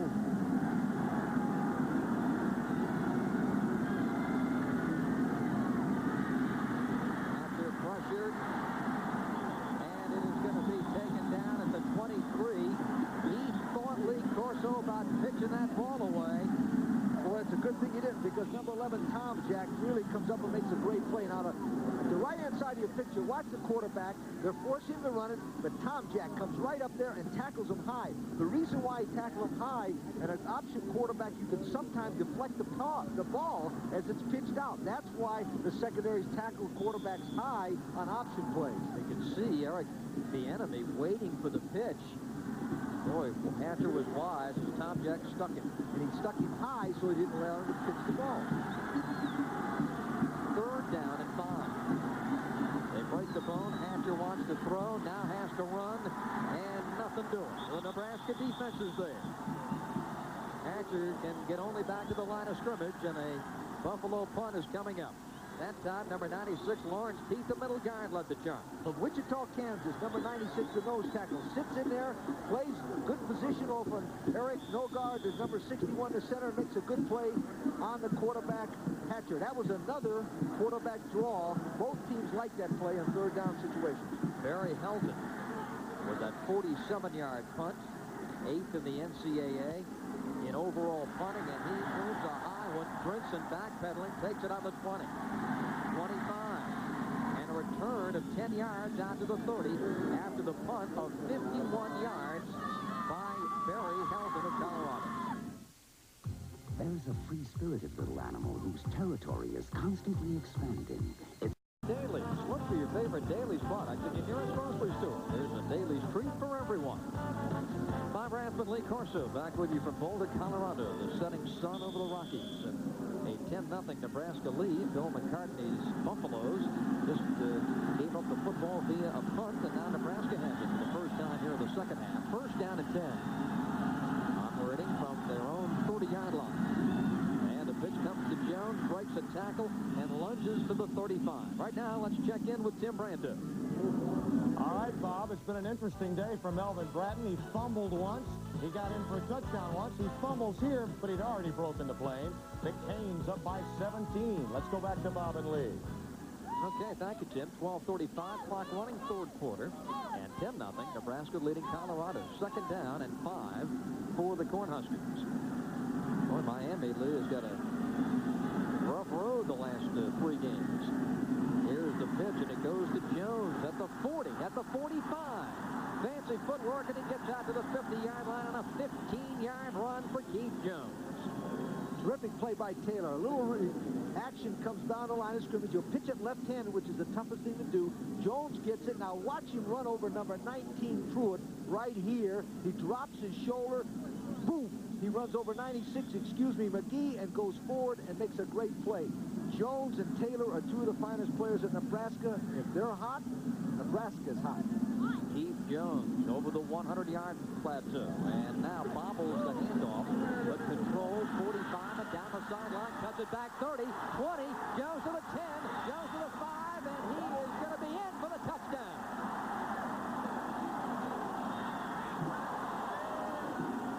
Keith Jones goes 50 yards for Nebraska. Misdirection play. Start to the right. Give those Colorado linebackers the think he's going that. Bobbles the play. He gets a good block by 61 McCormick. From here on, ladies and gentlemen, it's athletic ability by one of the finest backs in Nebraska history. He averages over 6.8 per carry. From Omaha, Nebraska, Keith Jones.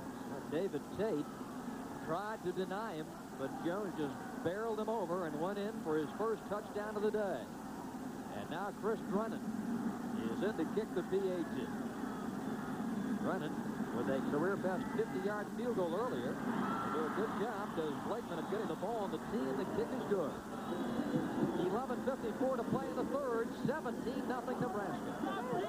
1987 Motor Trend Car of the Year. The world's best-selling car. American. Keith Jones, watch it, misdirection, start to the right, come back to the left. Good pull by number 61 McCormick, number 57 Leitner. There's a great block by 61 McCormick, and he goes all the way into the end zone for a touchdown. That play was designed at halftime to take advantage of that linebackers flowing to the first read. Great play by Nebraska. Jones with his 12th rushing touchdown of the season. The deep man, Dave McClellan and M.J. Nelson for Colorado, and Chris Drennan puts his left foot into it. Returned by McClellan at the 10, 15, 20, over the 20, and spins to the 23. Ground level replay. Watch 61 McCormick, 57 Leitner, the 2 linemen pulling. Nice body lean. Good-looking coached football team. They come down. 57 gets his block. 61 McCormick gets his block. And from then on, it's all Jones and foot race to the end zone, and he makes it. A perfect play to start the second half. This time they were not going to mess around with any officials on the goal line. Let's go all the way. Takes away all the element of surprise. The Rocky Mountains of Colorado and Boulder. About half a foot of snow here Thanksgiving night. Got a beautifully clear day today to enjoy Nebraska and Colorado. Some movement in that line, but no flags are down. Here's the pass. Intercepted. Incomplete. Incomplete at the 50. Steve Force was the man who nearly picked it off. Here's a look at Keith Jones on the Nebraska bench. Coming up next, the battle in Georgia as the Bulldogs, rated number 17, take on the Yellow Jackets of Georgia Tech. And Bobby Ross's first year, he's having a tough time at Georgia Tech, but he's an outstanding football coach, and he'll get that program turned around where that game will become one of the prominent games again in college football. Jim Kelly and Kevin Kiley bringing you the action at 7:30 Eastern Time on ESPN.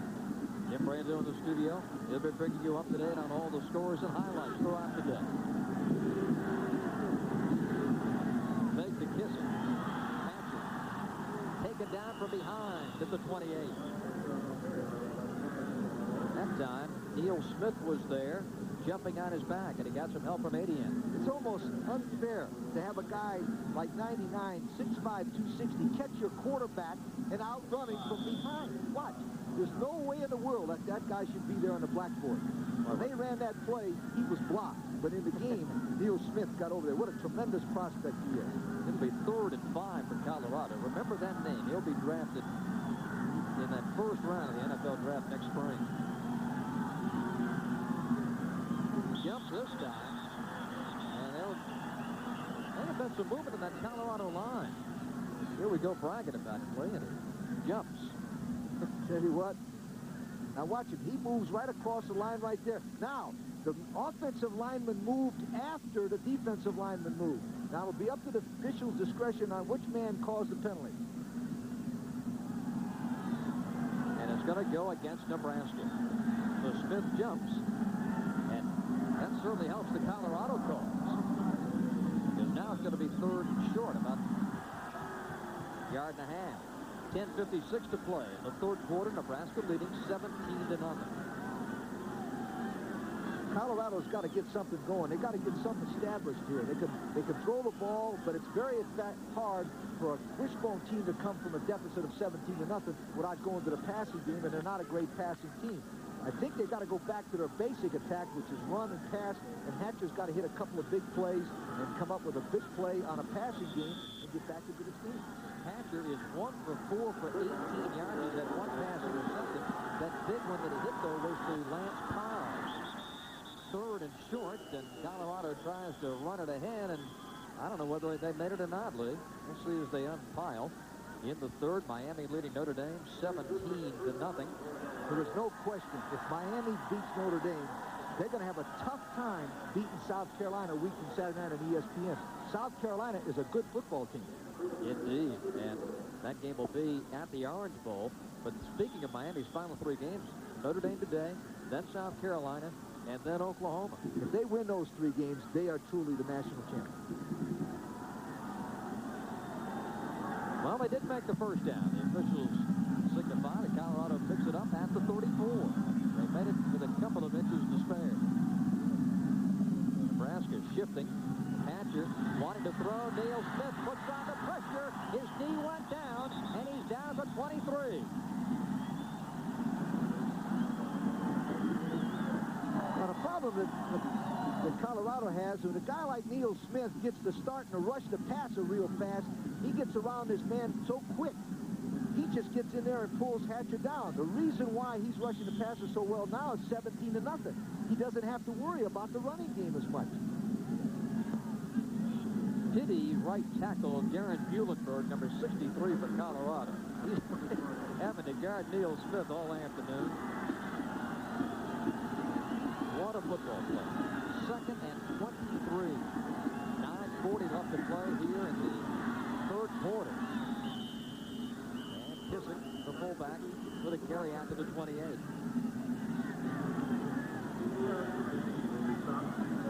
We're talking about Colorado needing a spark, Lee, and I think back to that 1st quarter when they got a couple of breaks and couldn't do anything with them, may have turned the tide of this game. Well, Coach Bill McCartney came out with the black uniforms. He came out with a great hustle, the flag, everything else. But when I said that, made that statement, when reality sets in, football teams win with the best players. And Nebraska has better football players than Colorado today. Now, what the official is doing right now is telling his players, look, no more mess around. There's too much pushing and shoving. He's getting control of the game right now and warning them that I don't want any disruption. That's a very, very fine play by that referee.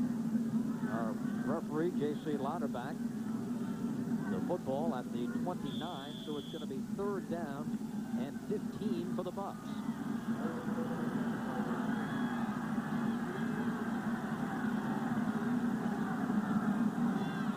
3 wide receivers. Looking. A rainbow pass, and it's going to be complete. The enemy making the grab at the 46-yard line. It's a 1st down for Colorado on a 17-yard pass play. Terrific play from Hatch that time to the enemy. As you watch the quarterback, Hatcher goes back, he sets his feet, gets good pass protection this time. They block number 99, Smith. He throws the ball perfectly. You'll see in the top of your picture, number 8, Hicks slips down right there. He slipped down in that wet part of the field. The enemy makes the good catch. 1st down, Colorado. That could help them get some momentum. They just got to get 1 score to get some of their confidence back. 1st and 10, Colorado at the Buff 46-yard line. The fake to Kissick. They're going to try a reverse, and it's coming around. the 40. Loose football. Colorado recovers at the 36. M.J. Nelson on the reverse. And fortunately, Colorado is able to hang on to the football to Nebraska 35. Terrific play that time. Watch, they'll come down with the option play, and as they kick down there, they kick the ball. Number 18, Nelson, as he's coming around the right side, he gets good blocking down the field, but he gets stripped of the football right here. But as fate has it, Colorado is in the right place this time, and Colorado's got first down on the Nebraska 36. Chris Sonington, number 71, made the fumble recovery. First down at 10, Colorado at the Nebraska 36. Last year, it was a reverse to Jeff Campbell that opened the scoring and led the way to that Colorado upset win. Here's Hatcher looking for a hole, can't find one. That time it was the middle guard, Lawrence Pete, who wrapped him up. A yard gain to the 35. Also, they scored last year on an option pass. They came out and run the option, and they haven't thrown it. Usually against good football teams like Nebraska and defensive coordinator Charlie McBride, you fool them one year, but you don't fool them the second year. That's why they've been playing well on those reverses and those option passes. 2nd and 9. The football rested at the Nebraska 35. The enemy in motion. Hatcher takes it, 30, 25, 20. Hatcher out of bounds at the 18. He was driven out by Leroy Etienne and Lorenzo Hicks, but a big gain for the quarterback, 17 yards. They come up with a nice little gimmick. It's called a misdirection. They fake one way and get the Nebraska defense to follow that way. He runs right through number 23, Blazek, and Etienne knocks him out of bounds. Why that play is so successful, it's because it fakes one way and gets the Nebraska linebackers to follow in that direction, and then they come back with the option the other way. Great strategy by Colorado at this time. It's another first down for Colorado. This is the 10th play of the drive that began at the Colorado 23. Now at the Nebraska 18. Kissick straight ahead. And some yardage. Down to the 13. Roderick Thomas with the stop. Well, you sense, Lee, that Colorado's got a little spark in that offense. And how are they doing it? With their basic plays. They're just doing it the same play. The only difference is they're running some kind of an option play. There is a look at the crossbar and some of the grease. You know why? To prevent the kind of thing that happened here last year after the Colorado. If they win, I promise you that will not prevent it. All it takes is a couple of guys hanging. That thing will bend over. And a long way to go for Colorado celebration. Here's Kissick, and again the fullback with some running room straight ahead down to the 7. Bill McCartney senses a good feeling here now. Let me tell you something. They're coming at him real strong with that fullback, number 33, Kissick. Now watch him. If he drives in, that's the essence of the offensive line charge of the wishbone. Give that ball to the fullback. He breaks the tackle, and he drives himself inside the 10-yard line. Of 19 occasions, they've been on the goal line 17 times, and they've scored 15 times. The reason why is they run the option. And then the option's the toughest play on the goal line to stop. Kissick, Lee, does a great job of keeping that forward progress after absorbing a tough first hit. And changes things up. Gives to Kissick. Takes a blow. Keeps going forward. Down to the 2. They're on their feet in Boulder at Folsom Field. Now, you notice that play took a lot of time on the line of scrimmage. What he did that time is he came up, he counted the number of people. Nebraska had 5 people to his left and only 4 people to the right. He called the fullback and gave him the ball, and he's driving inside the 3. Remember, the reason why they score so many times out there, 15 out of 17, is because they run the fullback and the option. Those are the 2 toughest plays in football to stop on a goal line. 2nd and goal from the 3. Slipping, the enemy, and down. He lost the yard at the 4. Now it is 3rd down. 2 cracks at it to go 4 yards. Then they went to a different play. Watch. Bill McCartney knows, oh, no, we didn't get it in. But that's all right. They got 2 downs to make 5 yards. They're not going to kick a field goal. 3 points against Nebraska is not going to catch them. They got to score here. 3rd and 5. 2:10 to play in the third quarter. It is 17-0 Nebraska. Hatcher. Bacon. Wants to throw back. Wide open. Touchdown, Colorado.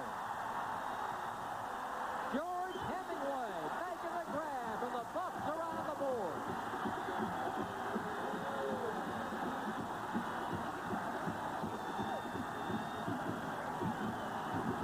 Watch the quarterback will start a rollout to the right. Gives everybody think he's going to the right. Number 22, Hemingway, delayed and went across the middle. Beats number 10, Fryer, for a touchdown, and Colorado's back in this ball game. A 5-yard touchdown pass to the freshman, George Hemingway. Dave DeLine is in to kick the PAT. Colorado can close to within 10 if they're successful here. Barry Helton, the punter, is the holder, and the kick is good. 4:57 left to play in the third quarter. It's a 10-point Nebraska lead.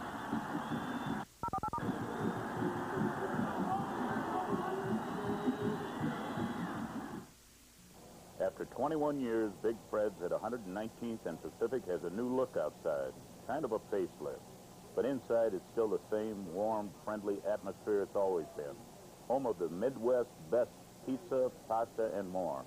Also new, salad fans, my salad dressing is now available at your favorite supermarket for your convenient home use. Try it. Well, that's the news from Big Fred's, 119th and Pacific. Over 21 years of great food at the same location. You know, maybe I should have had the facelift. Bellevue Nissan is number 2 in the whole state of Nebraska. Yes, Bellevue Nissan is the state's second largest Nissan dealer. And when you're number 2, you try harder. We want to be number 1, and we'll get there. Because of our low overhead. We're a small-town dealer with a personal touch. Because of our large NFL Pro line. Wear what the pros wear. It's all in the NFL Pro Line catalog. For your copy, send $1 to NFL Pro Line. From Golden, California, George Hemingway. He's caught 4 passes this season. The last one goes for a 5-yard touchdown reception. And Colorado back in business. It's 17-7 Nebraska with 4:57 to play here in the third quarter. Colorado is up to kick it off. And Ken Culbertson with the honors. And for Nebraska at the 10, it is Richard Bell. 15. And he is smacked down a loose ball. And they're going to call the man down. So Nebraska possession at the 19. And Richard Bell took a serious hit.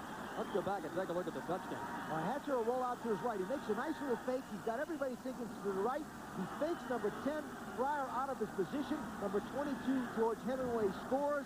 And a little bit of a spike there. And watch Bill McCarty saying, he's open. He's open. All right. Had him all the way. Going for 1. Now here is the kickoff return. Richard Bell, the sophomore. Boy, does he take a hit. Boy, he gets shot. Woo, right there in the head. But remember, the ball was already down, and Nebraska gets the football.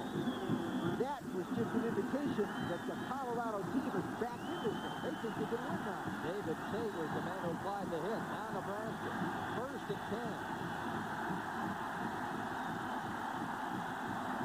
Jones. The hole closes quickly, but Jones with a fine speed and able to carry a couple of defenders, gets it out to the 23. Elsewhere, it is Miami still leading Notre Dame 17-0 in the fourth quarter. Well, now there's a battle. Arizona and Arizona State at 21-21 in the fourth quarter. 1AA playoffs. Weber State on their way to advancing to the quarterfinals. Northeastern Louisiana winning over North Texas State. Hemingway, they have a leg cramp. They're working on him on the sideline. And it just caught the touchdown. Here's the handoff. And Jones knifes through to the 27, shy of a first down. Michael Jones with the tackle.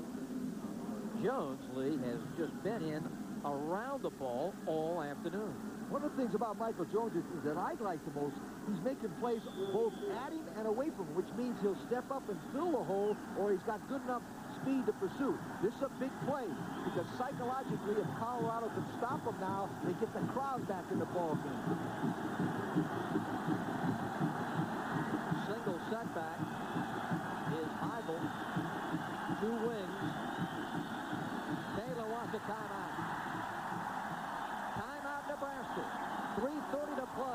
third down situation when we come back.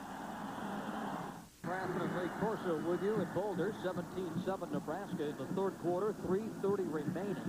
And don't forget, coming up immediately following our game, Jim Kelly and Kevin Kiley will bring you the Georgia Tech game on ESPN. It's 3rd and 2 for Nebraska. Bell in motion. Pitch to Jones. He is going to get the first down. Over the 35. Keith Jones, it looked for an instant lead that they had it, but Jones broke away. He ran right through numbers 32, Eric McCarthy. Now, he's an all Big 8 linebacker. Now, watch him drop his left shoulder right here and explode right through number 32 and makes that first down. And keep driving by Nairn. What a great football play and a tremendous performance. But you know what? 3rd down and 2, you give it to your best player with your best play, and that's the toss play. Jones, 171 yards. And he's got it again. At the 40, not to the 41-yard line. Keith Jones on the draw. Picks up 6 more yards. Well, at 17-7, Tom Osborne went back to his offensive line. Good pass protection look. Number 65, Keeler, gets a good block. Right there on number 59, Jones. And out comes Jones, Keith Jones, number 6, the I-back from Omaha, Nebraska. Second down. And some pressure. And that time, Jones is hit and dropped to the 40. He lost a yard.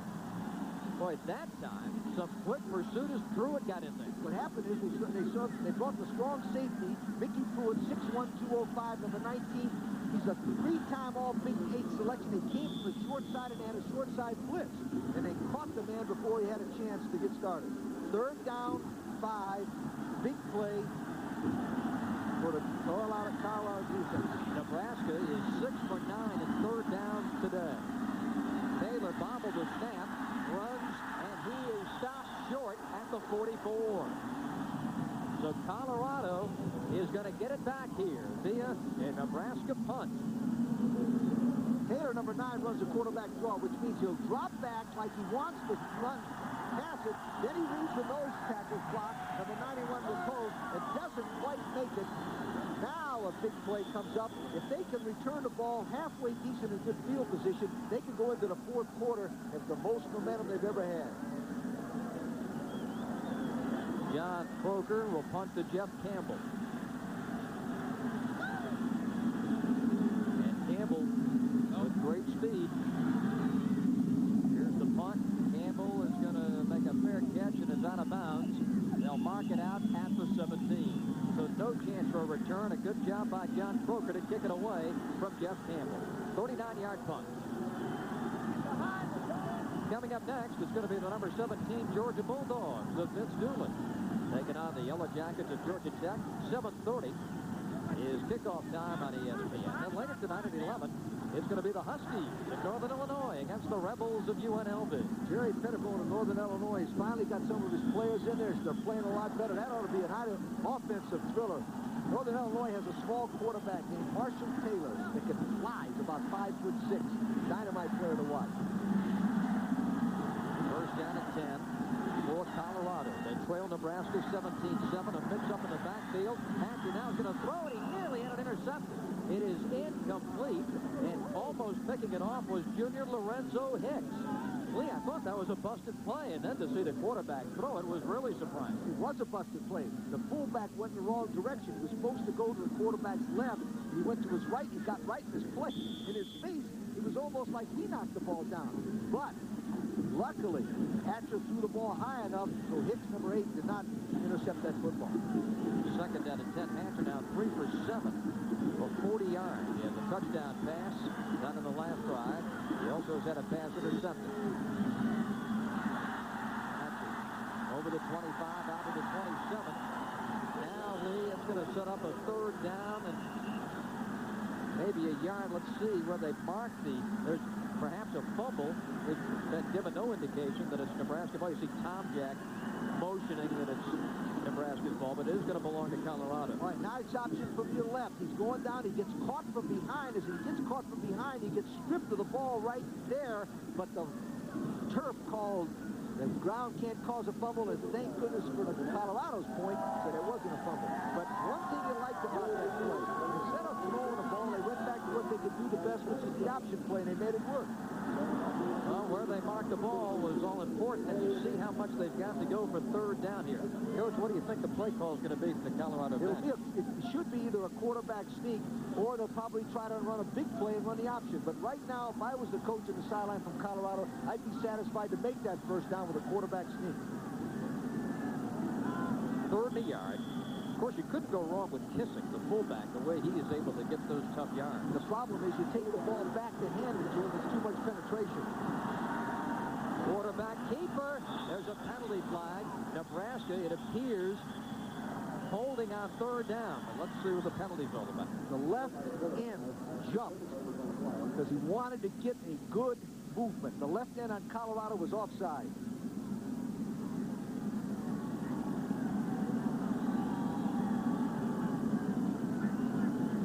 Take another look here. On the left-hand side of your picture, you'll see the left-end number 41, Troy Wolf. He moved just before the ball was snapped, and that negates the first down. It's now third down and about 5.5. What does this do to the play call? Well, the first thing you do is you don't run a quarterback sneak anymore. Now, wait a minute. They might have declined a penalty. No. No, they couldn't.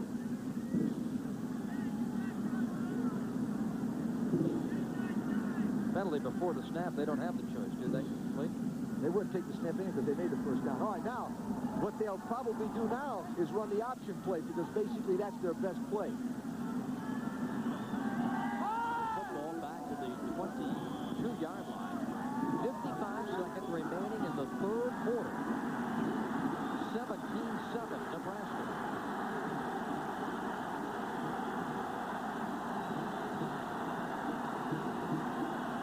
Getting set defensively. APN filling a hole. Here's the fake. Here's the pitch. It's a loose ball. Colorado recovers. Back at the 11. The enemy could not handle that toss. The enemy slipped. That was a perfect play. That play would have been gone for a big play. It was an option play. He fakes it to the left like we called. He comes out and he pitches. But the enemy had slipped down, and that's why he wasn't in the right position. It's such a timing play that by him slipping down, he wasn't in the perfect position as Hatcher targeted. Boy, that's a big play for Colorado. Barry Helton is the puncher. He has boomed a 52-yarder today. That's the end of the third quarter of play. With the score, Nebraska 17, Colorado 7. We'll return to Boulder after this.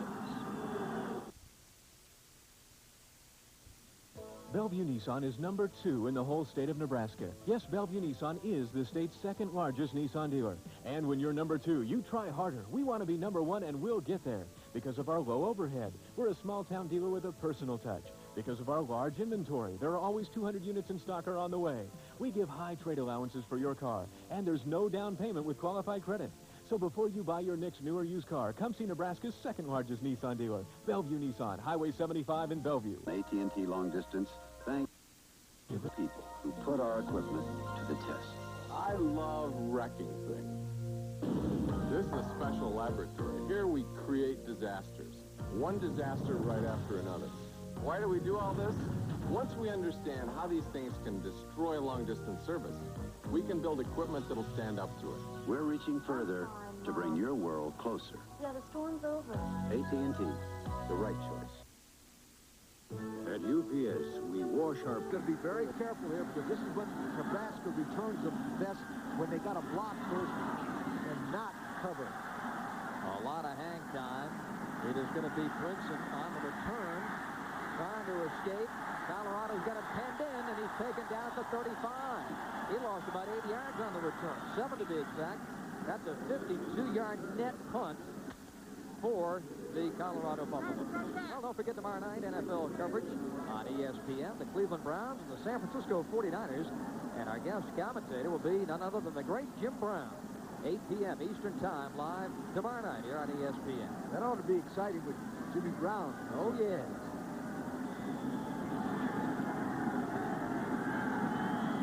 No Nebraska starting the fourth quarter with the football and a 10-point cushion. Taylor is going to hand off, and he's going to give it to his fullback, Brian Carpenter, and the Colorado defense gang tackles.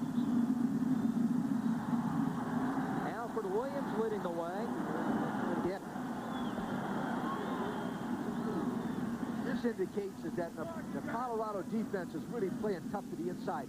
It's a famous inside trap play. You watch the left guard, number 65, Keelan Poole, but the entire line squeezes it to the inside, and number 94, Williams, makes a good play. That's a famous play by Nebraska. They like to trap, but Colorado played it beautifully. Nebraska with two wideouts. Bell is one of them in the wide slot. Taylor wanting to throw, and he goes downfield, and it's going to be tipped and incomplete.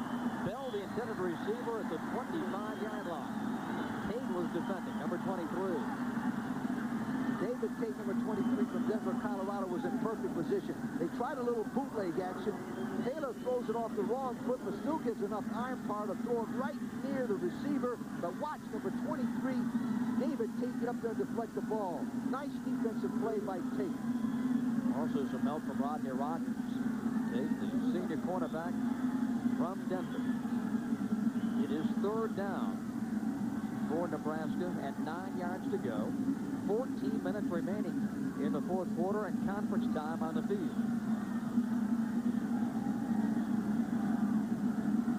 They may be having some problems. Now, the official timeout, I think they're having some problems with the 25-second clock.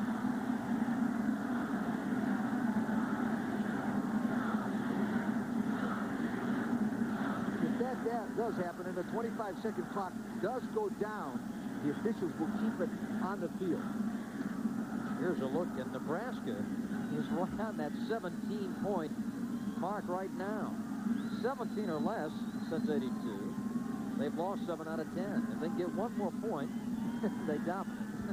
I would say so. 56-1 is a pretty good statistic. It's 17-7 right now, Nebraska leading. Speaking of statistics, Tom Osborne in 15 years of Big 8 coaching has only lost 19 games, 12 of them to Oklahoma. The 25-second clock seems to be working properly now, and Taylor is going back to pass. He's rolling. Throw back to the left, and Jones incomplete. Incomplete pass to 33, and Colorado's going to get another crack at it here. Well, the momentum was taking Taylor away from the play. Didn't have enough muscle on it to get it out to Jones. It was a backside screen. They roll out to the right, Taylor did, and he threw the ball back to Jones, hoping that the Colorado team would stay and run with it. But Colorado's well coached. Third down, everybody in the ballpark knows you're going to screen. That's why that play didn't work. John Croker had a career-best 46-yard average last week against Oklahoma, and he's ready to kick it deep to number 84, Jeff Campbell. Outside pressure from Colorado, but they get the punt off. Campbell to 22. Gets a cut back, and he's going at the 40. Oh, a tackle from behind at the 48-yard line. What a return by Jeff Campbell. We mentioned his speed, and you saw it right there. A car that you can believe in. And by Metropolitan Life, an affiliated company. Get met, it pays. A big return for Colorado here. Number 84 gets the ball, starts to the outside, and he breaks right up the middle. He's got enough speed to get through the Nebraska defense and makes a great play. What it does for Colorado, it gives them good field position so they can use all of their offense and move the ball down and try to score again. 17-7 Nebraska. Roderick Thomas is out of the game for the Huskers at that defensive end spot. First down and 10. Flanagan moving to the quarterback, and Kissick, the fullback, has it at the 49-yard line of Nebraska. Let's check in with Tim Brando in the studio. Tim? Miami is absolutely loaded with talent, gentlemen. Leonard Conley is just a freshman. 6 yards. Look at the effort here. And the blowout continues. 24-0 Canes. One hurdle is cleared. One remains. And that's next week against South Carolina on ESPN. Thank you, Tim. 17-7 here. Colorado's trailing, and they've got the ball to Nebraska 49. John Marco into the game at that defensive end spot for the Huskers. The fake to Kissick. Here comes the toss, and it's the enemy. And he keeps churning and gets to the 45. Eric Bieniemy is a freshman from West Covina, California.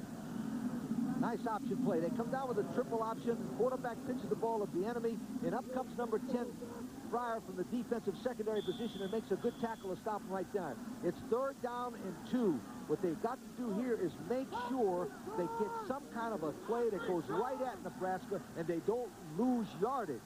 That's very important in this play. 12-10 remaining.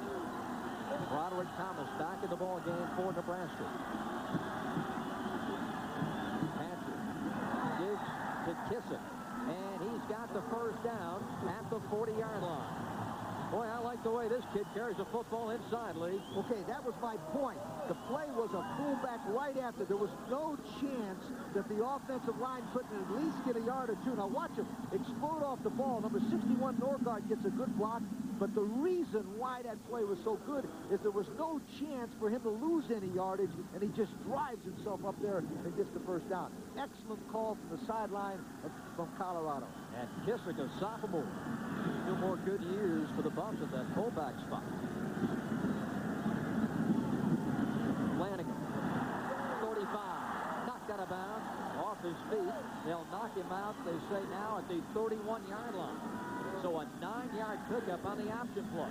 Colorado in the second half, Lee, they've moved the ball. I'll tell you exactly why. They're what they're called. They're running misdirection options. In other words, they're faking the fullback to the right, and they're running the option to the left, where most of the time they continue to run it to the right. And they've got the Nebraska team freezing, and they don't know exactly which way to go, and they're making the corner. And that's why this play is working so good. They've gone to the counter option instead of the regular option in the second half. 11:40 to play in the game. 2nd and 1 for the Buffs. They trail 17-7.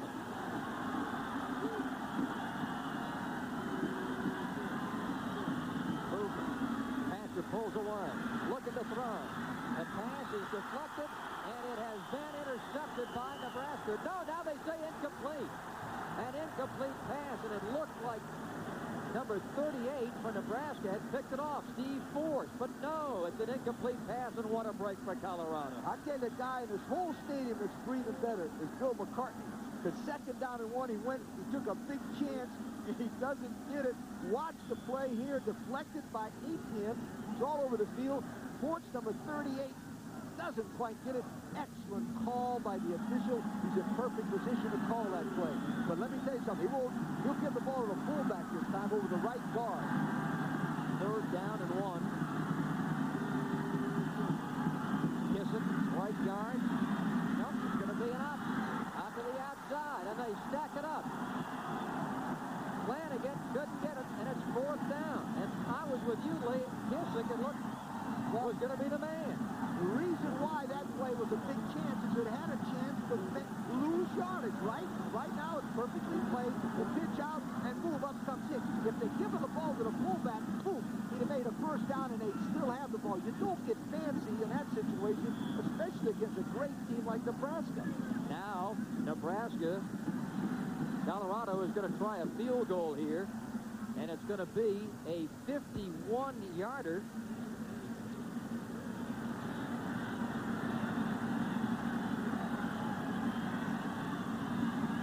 Here's the kick. It's long enough. It is going to be no good. Making the kick attempt was Culbertson, and he was long enough but wide and no good, and a timeout on the field.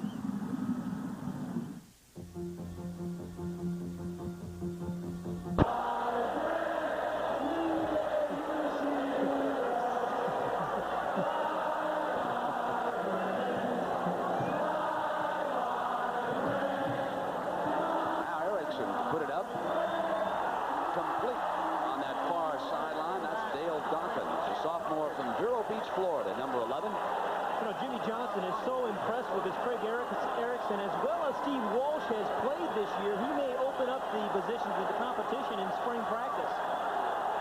Really likes the way Erickson can play. Erickson's father, by the way, played for our own Era Parsigan at Northwestern. There was a backup quarterback there.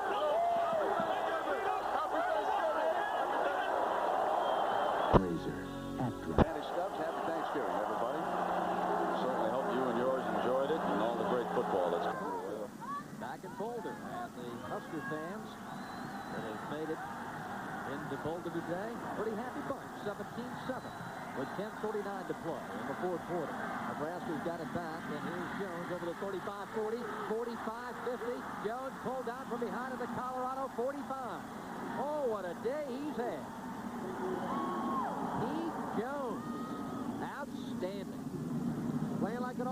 looking, but you got to give a lot of credit to that offensive line.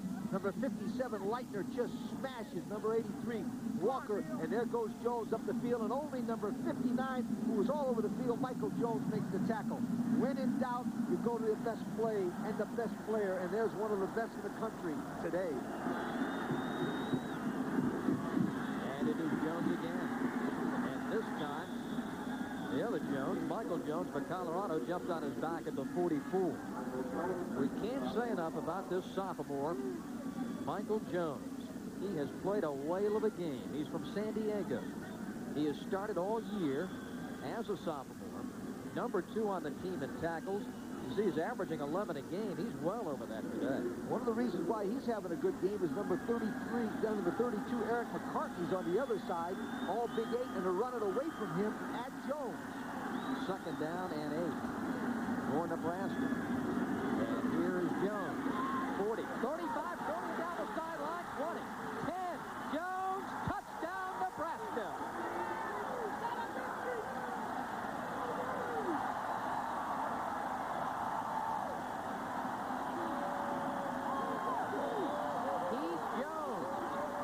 A 44-yard touchdown run. Watch number 61, John McCormick. Watch number 29, Carpenter. Carpenter gets a great block. McCormick gets a great block. And all the way, all world today, Keith Jones. All uniforms. What a player today. And you see how big not making that first down was back there. What happens is you give Nebraska the ball and they can score anytime, and now they're out of the ball game 23-7 because they don't have the kind of offense that can come from behind. Chris Drennan in the kick. A 50-yard touchdown run for Jones. That one was for 44 yards. And Drennan to add the PAT. 9:34 remaining in the game. And the kick by Drennan. He drills it good.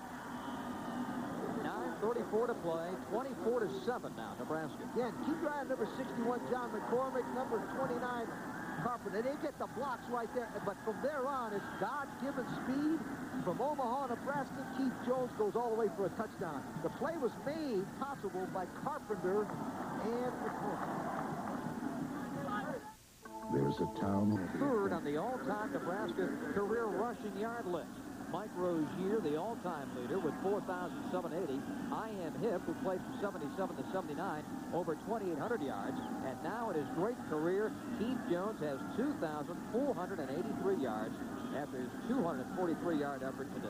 What Coach McCartney is complaining about, there was a 15-yard penalty after the touchdown. And that play is put on after the field, after extra point. So now they're kicking off from the 50. And if Brennan gets the foot into it, he's going to kick it into Golden, Colorado, which is about 20 miles over the end zone.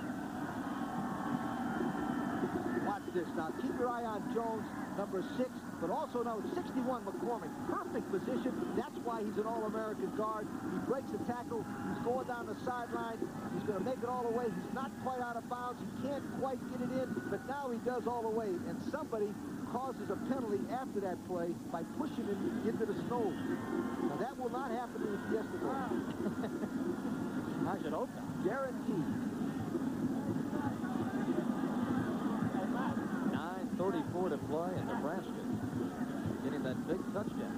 I think you're right, Lee. I think we'll look back on that third down play that Colorado had moments ago. Completely turned this around. The crowd was into it. You could feel Colorado with the momentum.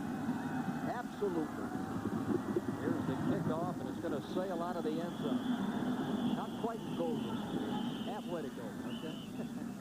9:34 to play in the game. Take a look at the scores elsewhere.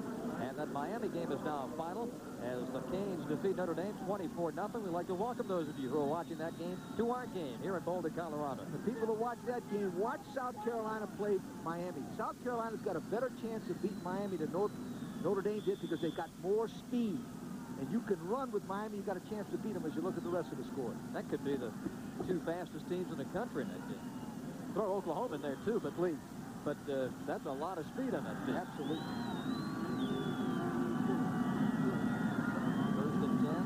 Hatchet has to go to the air, and it's going to be incomplete over the middle.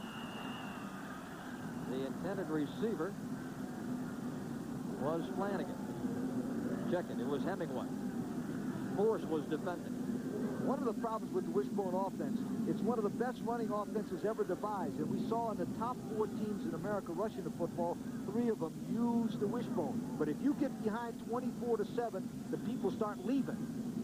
Because you don't have the kind of attack, and you don't recruit the kind of athletes that can come from behind, because you don't have the attack or the athlete that can throw and catch the football. 3 wideouts and a wing for Colorado. Now, dropping the football is the fullback Kissick. Let's see if Colorado was able to fall on it here. And Colorado's got the ball. It's going to be 3rd down. Let me tell you a story about Colorado and Nebraska that happened to me. When I was a coach at Indiana, we played Nebraska and did a good job, and they only beat me by 17 points. We scared them. The next year, they practiced against my plays. They beat me by 62 at the buzzer. I'm telling you.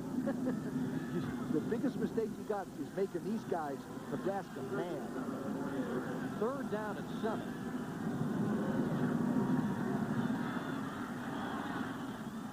And it's complete. Lance Kyle stretching out to make the grab. It's a 1st down for Colorado at the 44. The senior from Fort Madison, Iowa, making the nice grab over the middle. What a terrific pass by Hatcher that time. He dropped back to his left, and he sets his feet. Now watch, as he turns his shoulders, that's really good coaching. He throws a shot, but watch Carl leap out there and catch the football, and that's the most difficult thing to ask a receiver to do, is to catch the ball across the middle off your feet. Some guys will give up their scholarship before they'll do that.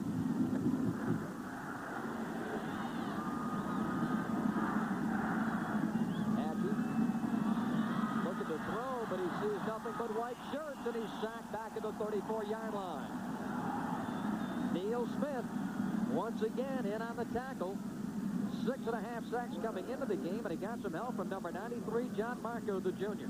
And number 89, Thomas. One of the things that Colorado told me they were going to do at the yesterday is to run away from Thomas and Smith like Oklahoma did. But what happens is you get behind 24-7, you just try to run anywhere.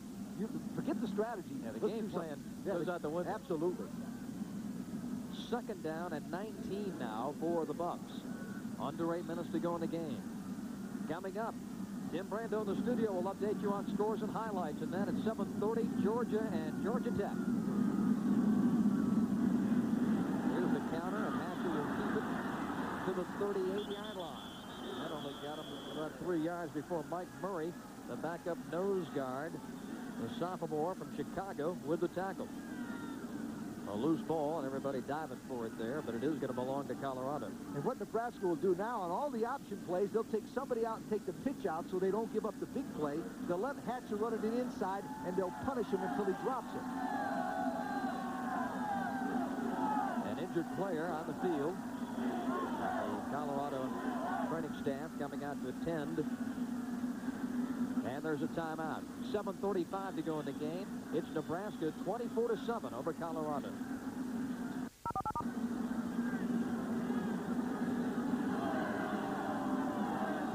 By Casio, where miracles never cease. And by Mitsubishi Televisions. This program would look better on a Mitsubishi.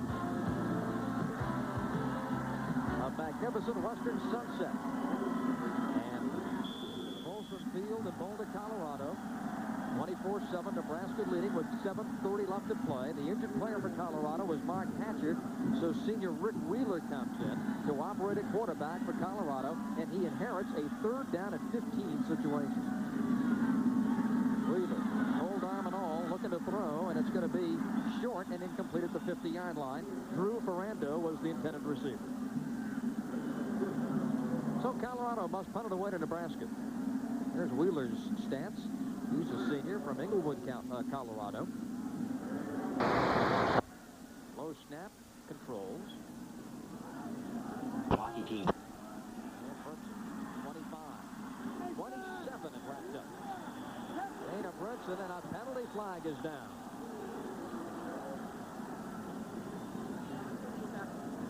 Tate got down the field. Face mask penalty coming up. We'll take another look here. Tate who made the tackle.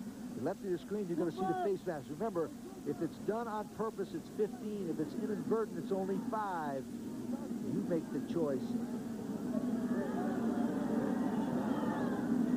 Officials are going to mark off 5 yards for the inadvertent face mask. Look at that. You talk about something, you're looking at 2 legends right there. Between those 2 men, they won over 80% of the game. But the interesting statistic on this, over a period of 25 years, they have averaged, over a period of 26 years, they've averaged over 9.5 per year. That's never been done in the history of college football. Devaney and Osborne, 2 of the greatest coaches that ever coached this game. For the consistency and the excellence of Tom Osborne's program has truly been remarkable. Tyrese Knox, and another penalty flag as Knox gets over the 35 to the 37. Well, you talk about the legacy of the Nebraska football program, and Osborne has done it with a style and grace that really hasn't been matched. Here's the penalty, holding against Nebraska. Don't forget, coming up next is going to be the Georgia Bulldogs against the Yellow Jackets of Georgia Tech. 7:30 Eastern Time here on ESPN. Jim Kelly, Kevin Kiley standing by. Grant Field down in Atlanta, GA. Tell you what, Osborne, if you had to give 2 words that you probably describe Tom Osborne best, one is consistent. He does the same thing over and over again because it's the right thing. And 2 is in integrity. The man is impeccable in his honesty and integrity. And he probably exemplifies what all the young coaches that are watching this program should someday try to be like that guy right there. Nebraska will be going to its 19th straight bowl game. Does that say enough? That says it all right there. That's the longest streak in the country. Running room, 35-40. Tyrese Knox, the junior, spelling the record-setting Keith Jones. From the end zone, watch number 62, the big tackle sledge pull right there. A transfer from South Dakota. Boom, he buries number 19 through it, and there goes Knox. And that's what's happening when you get to play Nebraska away from home. You're in big trouble because they'd only bring 50 guys, and they're all good. You play them at Lincoln, they got 100, and they could bring in number 99 and number 98. Knox a little shaken up, so he comes out of the game, and Jones is back into the I-back spot. It's second down on a yard for the Huskers. And the toss goes to Jones. Gets outside and has the first down at the 45-yard line. Good play that time by Rodney Rogers. We haven't talked about him. He's a transfer from the University of Houston, but he came up that time and made a nice tackle to keep Jones from going for another 45 or 50-yard touchdown run.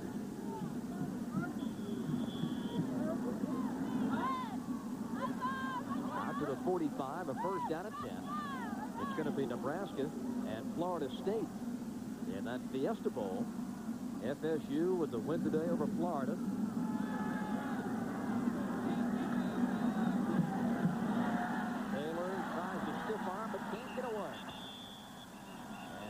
Down at the 40 by Alfred Williams, the freshman. Well, wait till this kid grows up, Lee. He's 6'6", 225 as a freshman. They got freshman bookends. Both ends, 6'6", 230 Williams, 6'5", 230 McGee, both legitimate freshmen. Bill McCartney thinks they could be the 2 best defensive ends, young people in this country. The Houston Texans player. Talk about that Fiesta Bowl. Florida State and Nebraska will be a dynamite football game. Oh, indeed.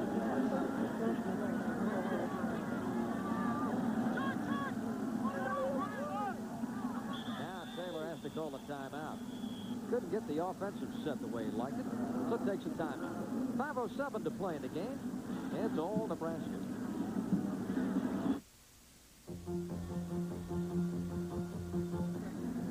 Thank you, Tim. Boy, what a finish in that game.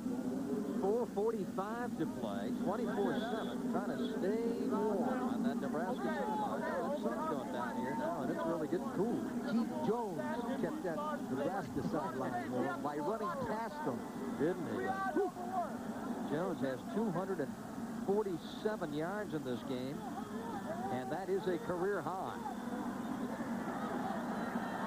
3rd down and 12. picked up, and he's dropped back at the 35-yard line. Well, Colorado put all the pressure on him that time, and McGee led the way. That's that other bookend, 6'5", 230, a business major from Houston, Texas. Number 96 will come from the right side of your picture right there and destroys Taylor, number 9. I wouldn't be surprised the next series to see number 12, Brakeman, come in as the Nebraska quarterback so they can rush and rest Taylor for that game against Florida State.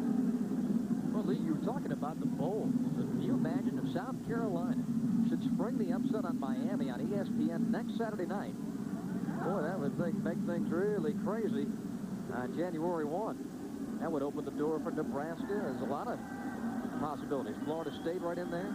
How about Syracuse? Syracuse unbeaten going to the Sugar Bowl. And the punt. Take it down at the 22. Well, Keith Jones. It should come as no surprise with his 247 yards rushing is the Volvo player of the game.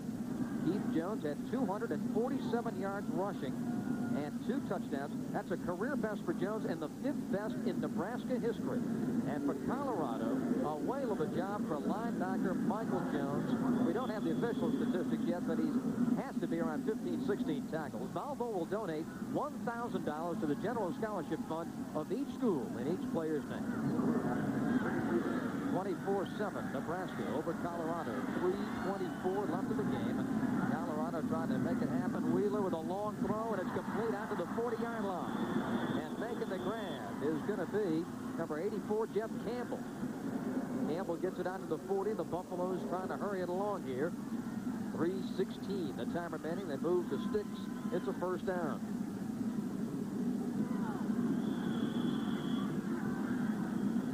Wheeler, 4 for 10 coming into the game passing. There's a pass batted down at the line and nearly intercepted. As for Nebraska, number 80, Jeff Jamrock, almost picked it off after it was deflected at the line of scrimmage.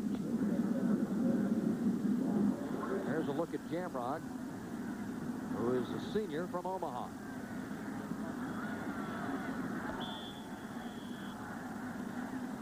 Well, the Colorado Buffaloes will finish their season, it appears, 7-4. They had a great chance to win this ball game, but they didn't make that first down with 3rd down and 2 or 2nd and 2, and that took them right out of the ball game. Flanagan in motion.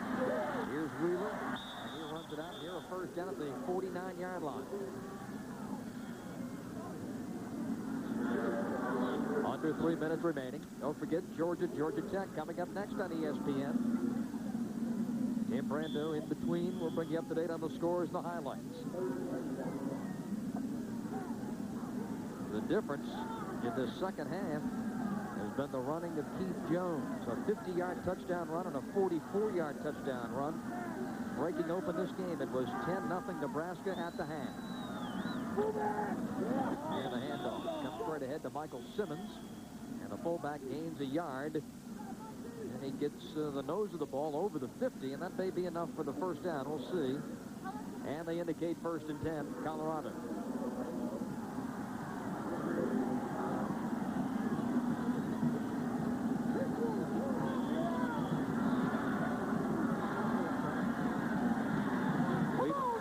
Under pressure, gets away. Now he's hit and dropped at the line of scrimmage. Number 99, Neil Smith. He's gone all the way, and take a look at what a difference a year makes.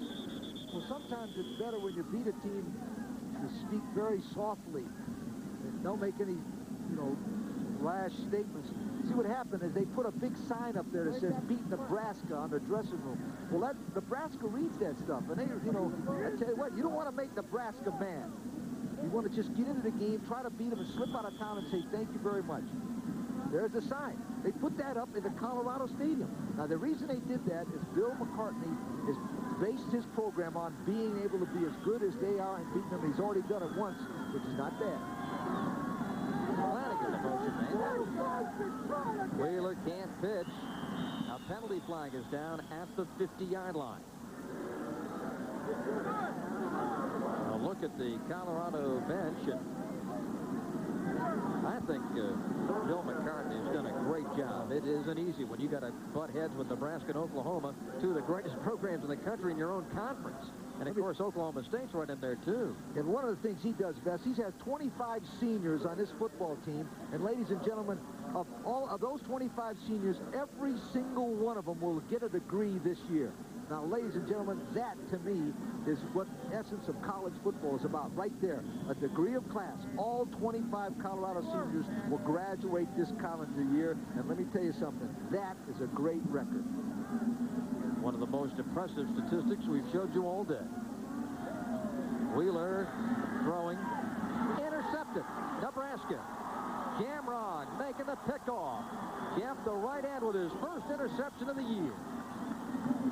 And that puts an exclamation point on this Nebraska victory.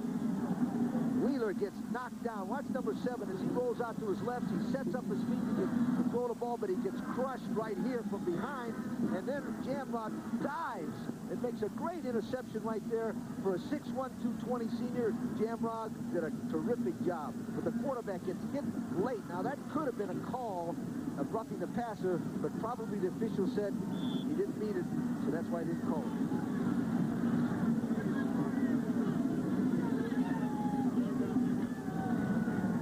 Nebraska with it. And some running room here for John Kelly, the I-back, a senior from Lincoln. And he runs the football out to the 45, and that's going to be another Nebraska first down. So the Cornhuskers will go to the Fiesta Bowl to face Florida State at 10-1. They finished their Big 8 play with a 6-1 ledger. Well, you have to go back to 1976 to find the last time Nebraska lost games in the regular season back-to-back. Very businesslike. They dodged a couple of bullets early when Colorado had a couple of breaks. The Buffs didn't cash in, and Nebraska's methodically rolled up the rushing yardage, and they're going to win this game. Now, they stopped the clock with 59 seconds to go as Cleve Blakeman, the quarterback for Nebraska, is in there at the controls. Big 8 Commissioner Carl James has done a wonderful job. He's in the 8th year. He was the former athletic director at Duke, former athletic director at Maryland, and worked with the Sugar Bowl. He does a great job here for the Big 8. Allen on the field will return after this. The color and excitement of college basketball's best stands out on the ESPN. See more than 150 live NCAA basketball clashes, including more than a dozen conference championships and NCAA tournament action. The college basketball season tips off with a weekend of 2 special tournaments, the Great Alaska Shootout and the Maui Classic. NCAA basketball stands out November 27th through the 30th, live on ESPN. The scoreboard story in Boulder. 59 seconds left and a 24-7 lead for the visitors from Lincoln. Lost here last year, but a win in 87. They think they answered the question Tom Osborne had. Would they bounce back from that devastating loss from Oklahoma? They obviously did.